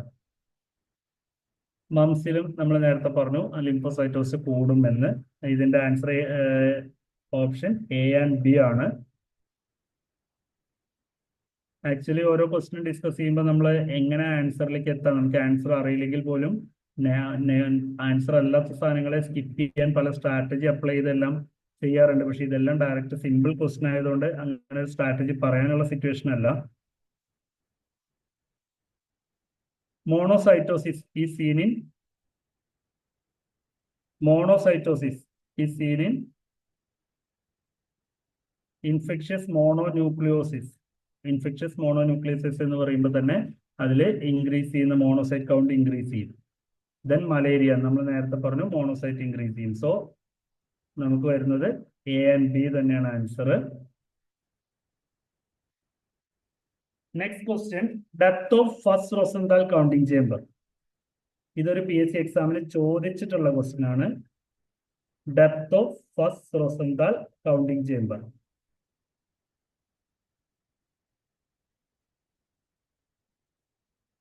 ഇങ്ങനെ ഓപ്ഷൻസ് എല്ലാം കാണുമ്പോൾ എക്സാം ഹോളിൽ പോകുമ്പോൾ നിങ്ങൾക്ക് ഓട്ടോമാറ്റിക് ചെറിയൊരു ടെൻഷൻ കൂടി ഉണ്ടാവും. അപ്പോൾ ഓപ്ഷൻ കൃത്യമായി വായിച്ച് ക്വസ്റ്റ്യനും വായിച്ച് തന്നെ ആൻസർ ചെയ്യണം. ചിലപ്പോൾ മൈക്രോമീറ്റർ വന്നിട്ടുണ്ടായിരിക്കാം. ഇവിടെ താഴെയാണ് മൈക്രോമീറ്റർ വന്നിരിക്കുന്നത്. സെക്കൻഡ് ഓപ്ഷൻ ചിലപ്പോൾ 0.2 മൈക്രോമീറ്റർ, 0.2 കണ്ടു, പിന്നെ അവിടെ ഒരു എമ്മും സിയും ഇതൊക്കെ കാര്യം, അല്ലെങ്കിൽ എം കുറെ ലെറ്റർ മീറ്റർ ഒക്കെ കാണുന്നുണ്ട്. നിങ്ങൾ വേഗം പോയി ബബിൾ ചെയ്യരുത്, ക്വസ്റ്റ്യൻ വായിക്കുക, ആൻസർ എല്ലാം വായിച്ച് ഡി ഓപ്ഷൻ വരെ പോയതിനു ശേഷം മാത്രമേ ആൻസർ ചെയ്യാൻ പാടൂ. മിസ്റ്റേക്ക് കമ്മിറ്റ് ചെയ്യരുത്. Then ruled area of Fuchs Rosenthal counting chamber. Ruled area of Fuchs Rosenthal counting chamber.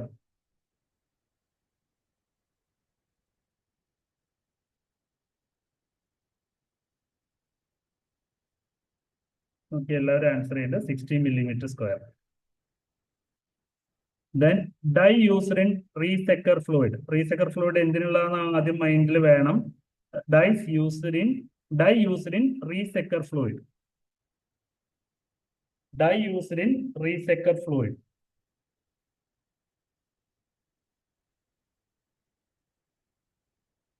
Okay, എല്ലാവരും ആൻസർ ചെയ്യുന്നുണ്ട്.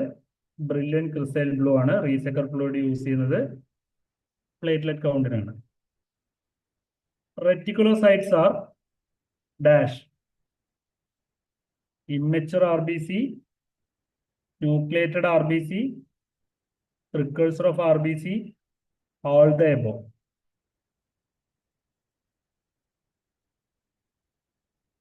ഒരുപാട് പേര് എ എന്ന് ആൻസർ ചെയ്തിട്ടുണ്ട് ഇതില് ഈ ക്വസ്റ്റിന്. അതാണ് പറഞ്ഞത്. നിങ്ങളുടെ ആദ്യത്തെ ഓപ്ഷൻ ശരിയായതുകൊണ്ട് അത് മാത്രമായിരിക്കണം ശരിയെന്നില്ല. അത് എപ്പോഴും ശ്രദ്ധിക്കണം. ഇപ്പൊ അവരെല്ലാവരും മാറ്റി ആൻസർ ചെയ്യുന്നുണ്ട്. നമുക്ക് എക്സാം എഴുതുമ്പോൾ നമുക്ക് എക്സാം എഴുതാൻ ആ ഒരു ടെൻഡൻസി, ഇങ്ങനെ വേഗം വേഗം ആൻസർ ചെയ്യാനുള്ള ഒരു ടെൻഡൻസി വരും. അതിനെല്ലാം ഓവർകം ചെയ്യാൻ നമ്മൾ മാക്സിമം പ്രാക്ടീസ് ടെസ്റ്റുകൾ ചെയ്ത്, നിങ്ങൾ എപ്പോഴും ചെയ്യേണ്ട ഒരു കാര്യമാണ്, ഒരു ലാബ് ടെക്നിക് ഇതുവരെ PSC എഴുതാത്തവരാണെങ്കിൽ അല്ലെങ്കിൽ വളരെ കുറച്ച് PSC എക്സാം എഴുതിയുള്ളവരാണെങ്കിലും ജനറൽ PSC അപ്ലൈ ചെയ്തിട്ട് ആ എക്സാം ഹാളിൽ പോയി ഒരു എക്സാം എഴുതി എക്സ്പീരിയൻസ് ചെയ്യുക. ക്വസ്റ്റ്യൻ പേപ്പർ കാണുമ്പോൾ നെർവസ് ആവുന്ന ആൾക്കാരും ടെൻഷൻ ആവുന്ന ആൾക്കാരും, ഈവൻ OMR ഷീറ്റ് ഫില്ല് ചെയ്യുന്നതിൽ മിസ്റ്റേക്ക് വരുത്തുന്നവരും, ബബിളിംഗ് മിസ്റ്റേക്ക് വരുത്തുന്നവരും, അങ്ങനെ ഒരുപാട് മിസ്റ്റേക്ക് കമ്മിറ്റ് ചെയ്യാറുണ്ട്.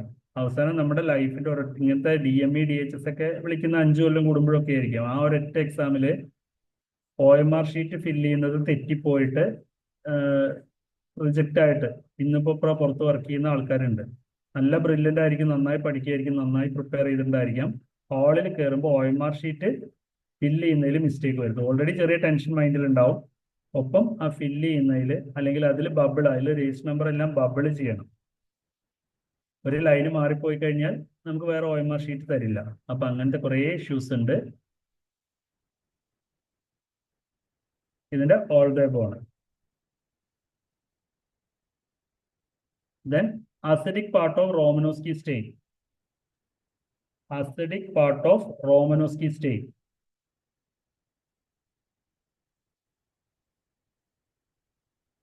ഇയോസിനാണ് അസിഡിക് പാർട്ട്. അത് ബേസിക് പാർട്ടായി സെല്ലിന്റെ ബേസിക് പാർട്ടായിട്ടുള്ള സൈറ്റോപ്ലാസ്റ്റിനെ സ്റ്റെയിൻ ചെയ്യും. ബേസിക് പാർട്ട് എന്ന് പറയുന്നത് മെത്തിലിൻ ബ്ലൂ ആണ്. ആ മെത്തിലിൻ ബ്ലൂ ന്യൂക്ലിയസിനെ, അസിഡിക് പാർട്ടായിട്ടുള്ള ന്യൂക്ലിയസിനെ സ്റ്റെയിൻ ചെയ്യും.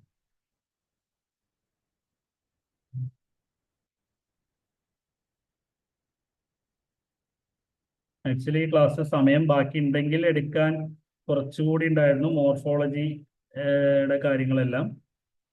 അതുകൂടി കണ്ടിന്യൂ ചെയ്ത് എടുക്കണം. ഓൾമോസ്റ്റ് 1.25 മണിക്കൂർ കഴിഞ്ഞു. കണ്ടിന്യൂ ചെയ്ത് എടുക്കണമെങ്കിൽ എടുക്കാം.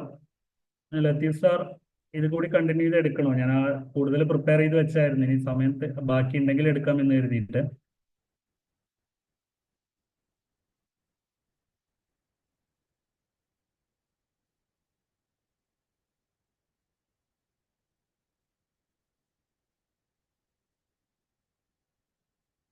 ഷാജി സാർ കേൾക്കാമോ? ആരെങ്കിലും ഉണ്ടോ? ഒന്ന് റെസ്പോണ്ട് ചെയ്യോ? സുജേഷ് മുന്നോട്ട് പോവാം. സുജേഷ് സാർ മുന്നോട്ട് പോവാം. നമുക്ക് ഓക്കെ ബാക്കി പോർഷനും കൂടെ കവർ ചെയ്ത് പോവാം. ഓക്കെ. അപ്പോൾ ഇത്രയും കൗണ്ടുകളാണ് പറഞ്ഞത്. വളരെ സ്പീഡിലാണ് പറഞ്ഞു പോയത്. അത് നമുക്കൊന്ന് ബ്രഷപ്പ് ചെയ്തെടുക്കുന്ന ഒരു സെഷൻ ആയതുകൊണ്ടാണ്.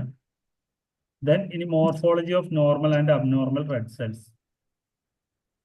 അതായത് നോർമൽ RBC. നോർമൽ RBC എന്ന് പറഞ്ഞാൽ നമ്മുടെ normal RBC non nucleated biconcave ഡിസ്കുകളാണ്. Non nucleated bicon. What is RBC എന്ന് ചോദിച്ചാൽ നോൺ ന്യൂക്ലിയേറ്റഡ് ബൈക്കോൺകേവ് ഡിസ്ക്. അത് തന്നെ പറയണം എപ്പോഴും. ഡയമീറ്റർ വരുന്നത് 7.2 മൈക്രോമീറ്റർ ആണ്.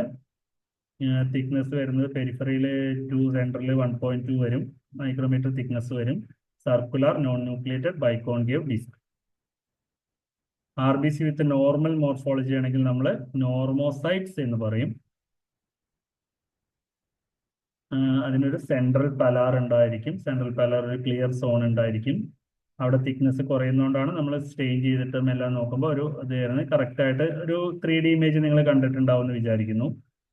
പിക്ചർ ഇതിലുണ്ട്, ഇനി വരുമ്പോൾ നമുക്ക് കാണാം. ദെൻ സെൻട്രൽ പലാറിന്റെ സൈസ്, നോർമൽ RBC നോർമോസൈറ്റിന്റെ കാര്യം പറയുന്നത്, സെൻട്രൽ പലാറിന്റെ സൈസ് 1/3 ഓഫ് ദ RBC ആയിരിക്കും. RBCയുടെ 1/3. ദെൻ RBCയുടെ കളർ. ഇപ്പൊ RBCയുടെ സൈസ് പറഞ്ഞു, ഇനി RBCയുടെ കളർ നോർമോക്രോമിക് ആണ്. നോർമൽ RBC നമ്മൾ നോർമോക്രോമിക് എന്ന് പറയും. സെൻട്രൽ പലാർ റീജിയൻ വലുതായി കഴിഞ്ഞാൽ അത് ഹൈപ്പോക്രോമിക് ആണ്. ഹീമോഗ്ലോബിന്റെ അളവ് കുറയുന്നതുകൊണ്ട് central pallor region clear zone കൂടുതലായിരിക്കും. അതേപോലെ ഹൈപ്പോക്രോമിക് കണ്ടീഷൻ, ആ കണ്ടീഷൻ വരുന്നത് due to iron deficiency, mainly due to iron deficiency കൊണ്ടാണ് വരുന്നത്. ദെൻ വിത്തൗട്ട് സെൻട്രൽ പലാർ വരും, അതിനെ നമ്മൾ ഹൈപ്പർക്രോമിക് എന്ന് പറയും. അപ്പൊ അതിന്റെ കളർ വെച്ചിട്ട് നോർമൽ എന്താ പറഞ്ഞു, നോർമോസൈറ്റ് പറഞ്ഞു നമ്മൾ. ദെൻ ഇനി അനൈസോക്രോമേഷ്യ എന്ന് പറയാം. അതായത് ആർ ബി സിയുടെ സൈസും ഷേപ്പിലും മാറ്റം വരുമ്പോൾ ഹൈപ്പോക്രോമിക് അല്ലെങ്കിൽ സെൽസ് നോർമോക്രോമിക്. അനൈസോക്രോമേഷ്യ എന്ന് പറയുമ്പോൾ സെയിം സ്മിയറിൽ തന്നെ കളർ കൂടിയ സെൽസും കളർ കൂടിയതല്ല നോർമൽ സെൽസും കളർ കുറഞ്ഞ സെൽസും അയൺ ഡെഫിഷ്യൻസി അനീമിയയിലെല്ലാം അനൈസോക്രോമേഷ്യ വരാറുണ്ട്. ഇനി ആർ ബി സിയുടെ സൈസ്. ആർ ബി സിയുടെ സൈസിൽ ഡിഫറൻസ് വരുന്നതിനെ നമ്മൾ അനൈസോസൈറ്റോസിസ് എന്ന് പറയും. നോർമലി നോർമോസൈറ്റ് എന്ന് പറയും.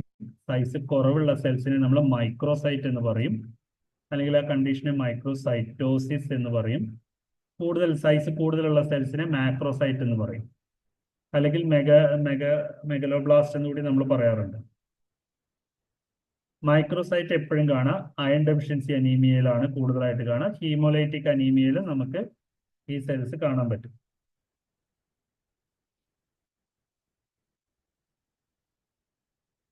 ദെൻ മാക്രോസൈറ്റോസിസ് എന്ന് പറഞ്ഞു കഴിഞ്ഞാൽ അത് കാണുക വലിയ സെൽസ് ആണ്. അത് നമുക്ക് വരിക എപ്ലാസ്റ്റിക് അനീമിയ, പെർണീഷ്യസ് അനീമിയ, അല്ലെങ്കിൽ മെയിനായിട്ട് മെഗലോബ്ലാസ്റ്റിക് അനീമിയ, പെർണീഷ്യസ് അനീമിയ. ആ ഒരു കണ്ടീഷനിലാണ് നമുക്ക് മാക്രോസൈറ്റ് വരിക. അതിന്റെ മെച്ചുറേഷൻ ഡിഫക്റ്റ് ആണ്. ആവശ്യത്തിന് നമ്മൾ B12 ഫോളിക് ആസിഡിന്റെ ഒക്കെ ഡെഫിഷ്യൻസി വരുമ്പോൾ മാക്രോസൈറ്റിക് അനീമിയ വരാറുണ്ട്. ഇനി ആർ ബി സിയുടെ ഷേപ്പ്. അപ്പൊ നമ്മൾ ആദ്യം കളർ പറഞ്ഞു, സൈസ് പറഞ്ഞു, ഷേപ്പിൽ വരുന്നതാണ് പോയിക്കുലോസൈറ്റോസിസ്. വേരിയേഷൻ ഇൻ ഷേപ്പ് ആണ് പോയിക്കുലോസൈറ്റോസിസ് എന്ന് പറയാം. അപ്പൊ അബ്നോർമൽ ആയിട്ടൊരു ഷേപ്പുള്ള ഒരു ആർ ബി സി നമുക്ക് പോയിക്കുലോസൈറ്റ് എന്ന് കോമൺ ആയിട്ട് പറയാം. അത് മേ ബി ഓവൽ ആയിരിക്കാം, ടിയർ ഡ്രോപ്പ് ഷേപ്പ് ആയിരിക്കാം, ഇറഗുലർ ഷേപ്പ് എന്തെങ്കിലും ആയിരിക്കാം, അതുപോലെ നീളത്തിൽ എലിപ്റ്റോസൈറ്റ് ആയിരിക്കാം, ഓവൽ ഷേപ്പ് ആയിരിക്കാം. അങ്ങനെ പല കാര്യത്തിൽ നമ്മൾ ഓരോ പേരുകളായിട്ട് നമ്മൾ അതിനെ വിളിക്കുന്നു. ഇനി ഓരോ സെല്ല് പറയുമ്പോൾ അതിന്റെ റൈറ്റ് സൈഡിൽ പിക്ചറിൽ നമ്മൾ കൃത്യമായിട്ട് പറയുന്നുണ്ട്. പിക്ചർ കൃത്യമായിട്ട് കൊടുത്തിട്ടുണ്ട്. അതിന്റെ spherocyte, these are spheroidal than normal red cell. ഇത് ഒരു സ്പെരിക്കൽ ഷേപ്പാണ്. മറ്റേത് നോർമൽ ആർ ബി സി എന്ന് പറയുന്നത് ബൈക്കോൺകേവ് ഡിസ്ക് ഷേപ്പാണ്. ഇതൊരു സ്പെരിക്കൽ ഷേപ്പ് ആയിരിക്കും. അതുകൊണ്ട് തന്നെ സ്റ്റെയിൻ ചെയ്ത് നോക്കിയാൽ നമുക്ക് ഇതിൽ സെൻട്രൽ പാലാർ കാണാൻ പറ്റില്ല. സ്പീറോസൈറ്റ് എന്നുള്ള ഇതിന് നേരെയുള്ള പിക്ചറിൽ ആർ ബി സിയുടെ അവിടെ സെൻട്രൽ പാലാർ ഇല്ലാത്ത സെൽസിനെ കാണിച്ചിട്ടുണ്ട്. അതാണ് സ്പീറോസൈറ്റ്സ്. അപ്പൊ ഈ സ്പീറോസൈറ്റിന്റെ ഇതെന്താന്ന് ചോദിച്ചു കഴിഞ്ഞാൽ അതിന് ഡയമീറ്റർ കുറവായിരിക്കും. അത് മൈക്രോസൈറ്റ് ആയിരിക്കും, ഹൈപ്പർ ക്രോമിക് ആയിരിക്കും. അതിന്റെ തിക്നെസ് കൂടുതലായതുകൊണ്ടാണ് നമുക്ക് ഹൈപ്പർ ക്രോമിക് ആയിട്ട്, നോർമൽ കണ്ടന്റ് സെയിം ആയിരിക്കും, പക്ഷെ അതിന്റെ സെൻട്രൽ പാലാർ ഇല്ലാത്തത് കാരണം നമുക്കത് ഹൈപ്പർ ക്രോമിക് ആയിട്ട് ഫീൽ ചെയ്യും സ്മിയറിൽ,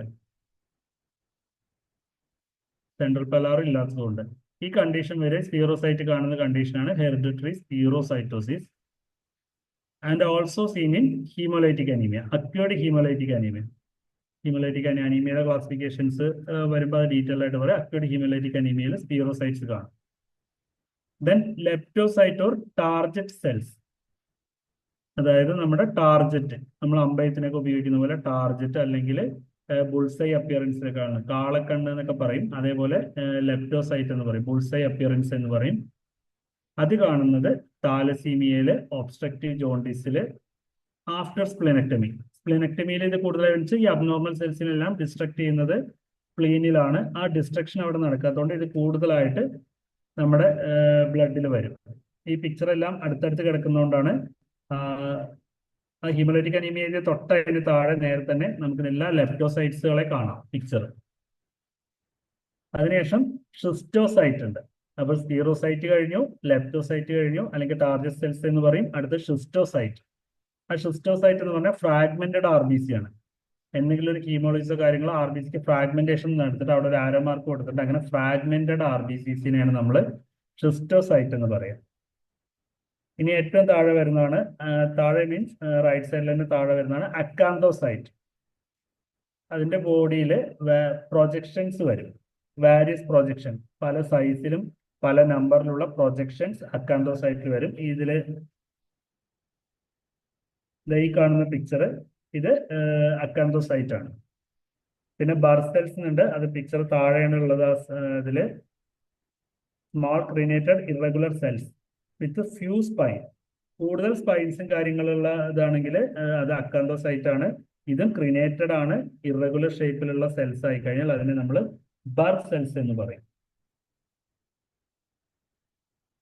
ദെൻ സ്റ്റൊമാറ്റോസൈറ്റ്. സ്റ്റോമ എന്ന് പറഞ്ഞാൽ ഓപ്പണിംഗ് ആണ്. ട്രക്യോസ്റ്റോമി പ്രൊസീജിയർ കേട്ടിട്ടുണ്ടായിരിക്കും, നിങ്ങൾ സിനിമകളിലെല്ലാം കണ്ടിട്ടുണ്ടായിരിക്കാം. ട്രക്യോസ്റ്റോമി, ട്രക്കിയ ഓപ്പൺ ചെയ്ത ബ്രീത്തിങ് ഡിഫിക്കൽട്ടി ഉള്ള ട്രക്കിയ ഓപ്പൺ ചെയ്ത, അതേപോലെ സ്റ്റോമ എന്ന് പറഞ്ഞാൽ ഓപ്പണിംഗ് എന്നാണ്. RBCക്ക് അകത്തൊക്കെ ഒരു ഓപ്പണിംഗ് ഉള്ള ഒരു സ്ട്രക്ചറിൽ കാണും. അപ്പോൾ ആ ഏരിയയിൽ ഒരു സ്ലിറ്റ്, ഒരു ഓപ്പണിംഗ് ഉള്ള പോലെ തോന്നും. അത് കാണുന്നതും സ്റ്റോമാറ്റോസൈറ്റ് കാണുന്നതും ഹീമോലൈറ്റിക് അനീമിയ അതിൽ കാണും. അതേപോലെ തന്നെ ക്രോണിക് ആൽക്കഹോളിസത്തിലും കാണും. പിന്നെ pencil shaped or cigar shaped cells ആണ്. ആ മഞ്ഞ കളറിൽ ആരോ മാർക്കിൽ കൊടുത്തിരിക്കുന്ന എല്ലാം pencil shaped, cigar shaped cells ആണ്. അതായത് ഓവൽ ഷേപ്പ് വന്നു കഴിഞ്ഞാൽ നമ്മൾ അതിനെ ഒവാലോസൈറ്റ് എന്ന് പറയും. അത് പിന്നെ ലെങ്ത് കൂടി കഴിഞ്ഞാൽ നമ്മൾ അതിനെ പെൻസിൽ ഷേപ്ഡ് സെൽസ് പറയും, അല്ലെങ്കിൽ എക്സാജറേറ്റഡ് ഒവാലോസൈറ്റ് എന്നും പറയും. പിന്നെ ടിയർ ഡ്രോപ്പ് പോലത്തെയുള്ള സെൽസ് ഷേപ്പിൽ നമുക്ക് സെൽസ് കാണും. അതിന്റെ RBCയുടെ മെംബ്രെയിൻ ഡിഫക്റ്റ് കാരണം വരുന്നതാണ് ടിയർ ഡ്രോപ്പ് സെൽസ് എല്ലാം. അത് ടിയർ ഡ്രോപ്പ് ഷേപ്പിൽ കാണും. Then sickle cells, abnormal crystallisation of abnormal haemoglobin. അത് കാരണം RBCയുടെ ബൈക്കോൺകേവ് ഡിസ്ക് ഷേപ്പ് മാറി അതൊരു സിക്കിൾ ഷേപ്പായിട്ട് മാറുന്ന, അതാണ് സിക്കിൾ ഷേപ്പിലേക്ക് മാറുന്നതാണ്. Okay, then half moon bodies, അതുപോലെ ന്യൂക്ലിയേറ്റഡ് RBC. NRBCs കാണും, വളരെ കുറച്ച് NRBCs കാണും. Precursor of non nucleated mature red cell, അതാണ് NRBCs വരുന്നത്. പിന്നെ ഇമ്മച്ചുവർ സെൽസ്, അതെല്ലാം നമ്മൾ ഹെമറ്റോപോയിസിസ് പറയുമ്പോൾ അതിൽ പറയാം. ഇമ്മച്ചുവർ സെൽസ്, എറിത്രോബ്ലാസ്റ്റ് കാര്യങ്ങൾ, അങ്ങനെയുള്ള കാര്യങ്ങളെല്ലാം വരുന്നത്. എറിത്രോബ്ലാസ്റ്റോസിസ്, ഫീറ്റാലിസം, താലസീമിയയിലെല്ലാം നമുക്ക് blast cells of erythrocytic lineage will be seen. ഇനി RBCക്ക് അകത്തുള്ള ഇൻക്ലൂഷൻ ബോഡീസ്. അപ്പൊ ഇതെല്ലാം RBCയുടെ മോർഫോളജിക്കൽ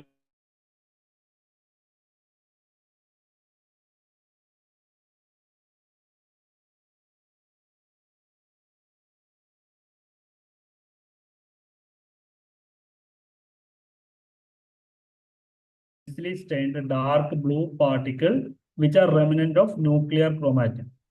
ഹവൽ ജോളി ബോഡീസ് എന്ന് പറഞ്ഞാൽ RBCക്ക് അകത്ത് ഡാർക്ക് സ്മോച്ച്, വളരെ ചെറുതായിരിക്കും, റൗണ്ട് ആയിരിക്കും, densely stained dark blue particle. ആ പിക്ചറിൽ കാണുന്ന അങ്ങനെയുള്ള ഡാർക്ക് ബ്ലൂ പാർട്ടിക്കിൾ RBCക്ക് അകത്ത് കുറച്ചുകൂടി ഭയങ്കര ഹൈലൈറ്റ് ആയി വന്നിട്ടുണ്ട്. അങ്ങനെ നമുക്ക് ഒരിക്കലും നിയറിൽ വരില്ല, അങ്ങനെ കാണാറുണ്ട്. ദെൻ ആ കാണുന്നത് മെഗലോബ്ലാസ്റ്റിക് അനീമിയയിലും സ്പ്ലീനെക്ടമിയിലും എല്ലാമാണ് അങ്ങനത്തെ സെൽസ്. അതായത് ആ സെൽസ് നമ്മുടെ ബോഡിയിൽ ഉണ്ടാവുമ്പോൾ അതിനെ നശിപ്പിച്ച് കളയാൻ സ്പ്ലീൻ അവിടെ ഇല്ലാത്തതുകൊണ്ടാണ് അത് സർക്കുലേഷനിൽ തന്നെ കിടക്കും. അടുത്ത് ബേസോഫിലിക് സ്റ്റിപ്ലിംഗ്. ബേസോഫിലിക് സ്റ്റിപ്ലിംഗ് എന്ന് പറഞ്ഞാൽ irregular blue black ബേസോഫിലിക് granules inside the RBC. അപ്പോൾ ഹവൽ ജോളി ബോഡീസ് കുറച്ചുകൂടി വലുതായിരിക്കും. ബേസോഫിലിക് സ്റ്റിപ്ലിംഗ് എന്ന് പറഞ്ഞാൽ അതിനകത്ത് വളരെ ചെറുതായിട്ട് കാണുന്ന സ്ട്രക്ചേഴ്സ് ആയിരിക്കും. പോയിസണിങ്, എന്തെങ്കിലും ലെഡ് പോയിസണിങ്, ഇങ്ങനെ മെറ്റൽ പോയിസണിങ്ങിലെല്ലാം നമുക്ക് ബേസോഫിലിക് സ്റ്റിപ്ലിംഗ് കാണാൻ പറ്റും. ദെൻ മെഗലോബ്ലാസ്റ്റിക് അനീമിയയിലും ഈ സ്റ്റിപ്ലിങ്സ് കാണാൻ പറ്റും. അതെല്ലാം ഈ റെമിനൻസ് ആയിട്ട് തന്നെ വരുന്നതാണ്. ദെൻ സിഡറോസൈറ്റ്സ്, ഇൻഓർഗാനിക് അയൺ കണ്ടന്റ് വന്നു കഴിഞ്ഞാൽ അതാണ് സിഡറോസൈറ്റ് എന്ന് പറയുക. സിഡറോബ്ലാസ്റ്റിക് അനീമിയ അങ്ങനെയുള്ള കണ്ടീഷനിലെല്ലാം അത് കാണാറുണ്ട്. അതുകൊണ്ട് തന്നെ ഈ സിഡറോസൈറ്റിന്റെ മറ്റൊരു പേരാണ് പാപ്പൻ ഹീമർ ബോഡീസ്. അതെപ്പോഴും ഓർത്ത് വയ്ക്കുക, പാപ്പൻ ഹീമർ ബോഡീസ്. സിഡറോസൈറ്റ് അല്ലെങ്കിൽ പാപ്പൻ, നമ്മൾ റോമനോസ്കി സ്റ്റെയിൻ വെച്ച് പറയുമ്പോൾ പാപ്പൻ ഹീമർ ബോഡീസ് എന്ന് പറയും. വളരെ ചെറുതായിരിക്കും, സിംഗിളി അല്ലെങ്കിൽ പെയർ ആയിട്ട് കാണുന്നതാണ് സിഡറോസൈറ്റ് അല്ലെങ്കിൽ ഈ പാപ്പൻ ഹീമർ ബോഡീസ് എന്ന് പറയുന്നത്. അടുത്തതാണ് Heinz bodies. Patient with G6PD glucose six phosphate dehydrogenase deficiency ഉള്ള പേഷ്യൻസിൽ കാണുന്നതാണ് Heinz bodies. They can be demonstrated by supravital staining with methyl violet. അതാണ് ഹെയ്ൻസ് ബോഡീസ്. ഇതിനകത്തെല്ലാം കാണുന്നത് ഹെയ്ൻസ് ബോഡീസ് ആണ്.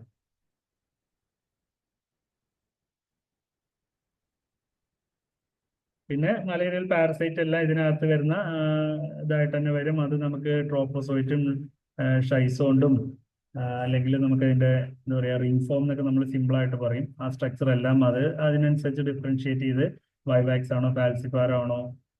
ഫാൽസിപാർ ആണെങ്കിൽ മൾട്ടിപ്പിൾ റിങ്സ് വരും, ഹെവി ഇൻഫെക്ഷൻ ആയിരിക്കും. വൈവാക്സ് ആണെങ്കിൽ RBC സൈസ് കൂടും, RBCയുടെ സൈസ് കൂടുതലായിരിക്കും, പക്ഷെ സിംഗിൾ പാരസൈറ്റ് ഉണ്ടായിരിക്കുള്ളൂ. ഫാൽസിപാർ ആണെങ്കിൽ RBCയുടെ സൈസിൽ വലിയ മാറ്റം ഉണ്ടായിരിക്കില്ല, പക്ഷേ multiple infection, multiple ring forms അതിനകത്ത് കാണാൻ പറ്റും. അക്കോളി ഫോം ഇങ്ങനെയുള്ള കുറെ കാര്യങ്ങളുണ്ട്, അതെല്ലാം അതിൽ കാണാൻ പറ്റും. ദെൻ പിന്നെയുള്ള ഓവയിലാണെങ്കിൽ RBCക്ക് ഒരു ഓവൽ ഷേപ്പ് വരും. അങ്ങനെയുള്ള കുറച്ച് കാര്യങ്ങളുണ്ട്. അപ്പൊ ഇപ്പൊ ലേറ്റസ്റ്റ് ആയിട്ട് ലേറ്റസ്റ്റ് ആയിട്ടല്ല, നോളസി കൂടി ഇപ്പൊ നമ്മുടെ കേരളത്തിൽ കോഴിക്കോട് കിട്ടിയിട്ടുണ്ട്. നോളസി കിട്ടിയിട്ടുണ്ടായിരുന്നു, പ്ലാസ്മോഡിയം നോളസി. നോളസി എന്ന് പറയുന്നത് ഈ കൊരങ്ങം ഇതില്ല മങ്കീസിനെ പോലുള്ള ജീവികളിൽ നിന്നാണ് മനുഷ്യരിലേക്ക് വരുന്നത്. ഒരു സൂണോട്ടിക് ടൈപ്പ് ആണ് അത്. മൃഗങ്ങളിൽ ഐസൊലേറ്റ് ചെയ്തിട്ടുണ്ട് 1930s അതിനുശേഷം ഉള്ളതാണ് ഇപ്പോൾ ഹ്യൂമൻസിലും അതിന്റെ ഡിസീസ്. മലേഷ്യയിലൊക്കെയാണ് ഫസ്റ്റ് ഹ്യൂമൻ ഡിസീസ് കണ്ടുപിടിച്ച്, നോളസി മലേറിയ. ദെൻ അതേപോലെ അബ്നോർമൽ ലൂക്കോസൈറ്റിൽ വരുന്നതാണ്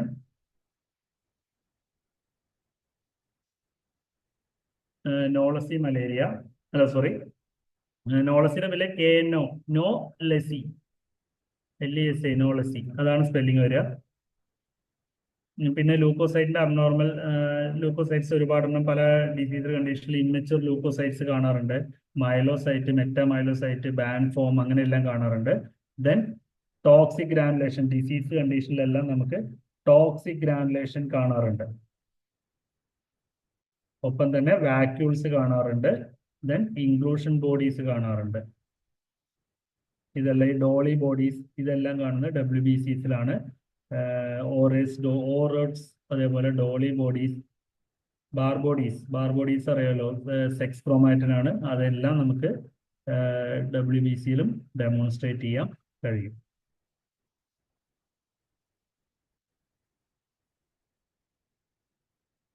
ഓക്കെ, താങ്ക് യു. എന്തെങ്കിലും ഡൗട്ട് ഉണ്ടെങ്കിൽ ചോദിക്കാം, എനിക്ക് പറ്റുന്ന കാര്യങ്ങൾ ഞാൻ പറഞ്ഞുതരാം.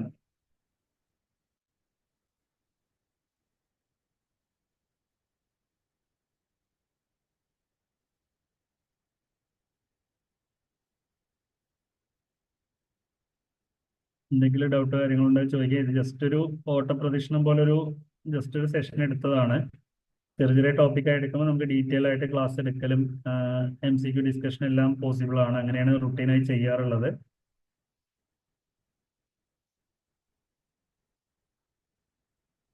എന്തെങ്കിലും ചോദിക്കാനുണ്ടെങ്കിൽ ചോദിക്കാം.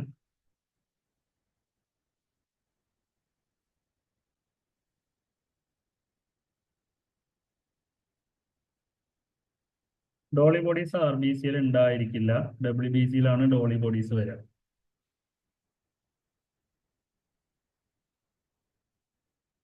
WBCയുടെ അങ്ങനെ ഇൻക്ലൂഷൻസും കാര്യങ്ങളും വരുമ്പോഴാണ് ഡോളി ബോഡീസ് എല്ലാം അതിൽ വരിക.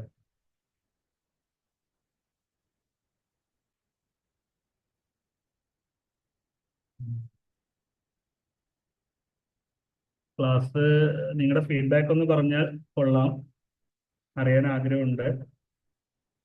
ഒരിക്കലും പെർഫെക്റ്റ് ആയിട്ടല്ല എടുത്തിരിക്കുന്നത്, ഞാൻ ഒന്ന് ഓടിച്ചു പോവാണ് ചെയ്തത് ആ ഒരു ഏരിയ കവർ ചെയ്യുന്നതിന് വേണ്ടി.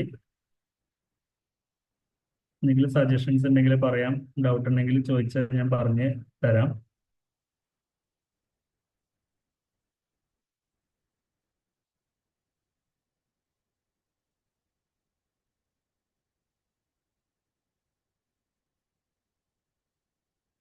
രാജി sir.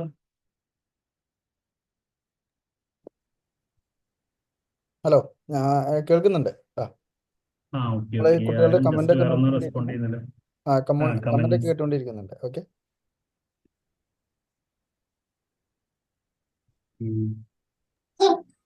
Okay, thank you Sujesh sir. പിന്നെ വളരെ നന്നായിട്ട് ആ ബേസിക് ഫാക്ട്സ് വളരെ സിമ്പിൾ ആയിട്ട് പറഞ്ഞു. ബേസിക് തന്നെ കവർ ചെയ്യണം എല്ലാവരും, കാരണം അതുകൊണ്ട് തന്നെയാണ് നമ്മളിത് തുടങ്ങിയത്.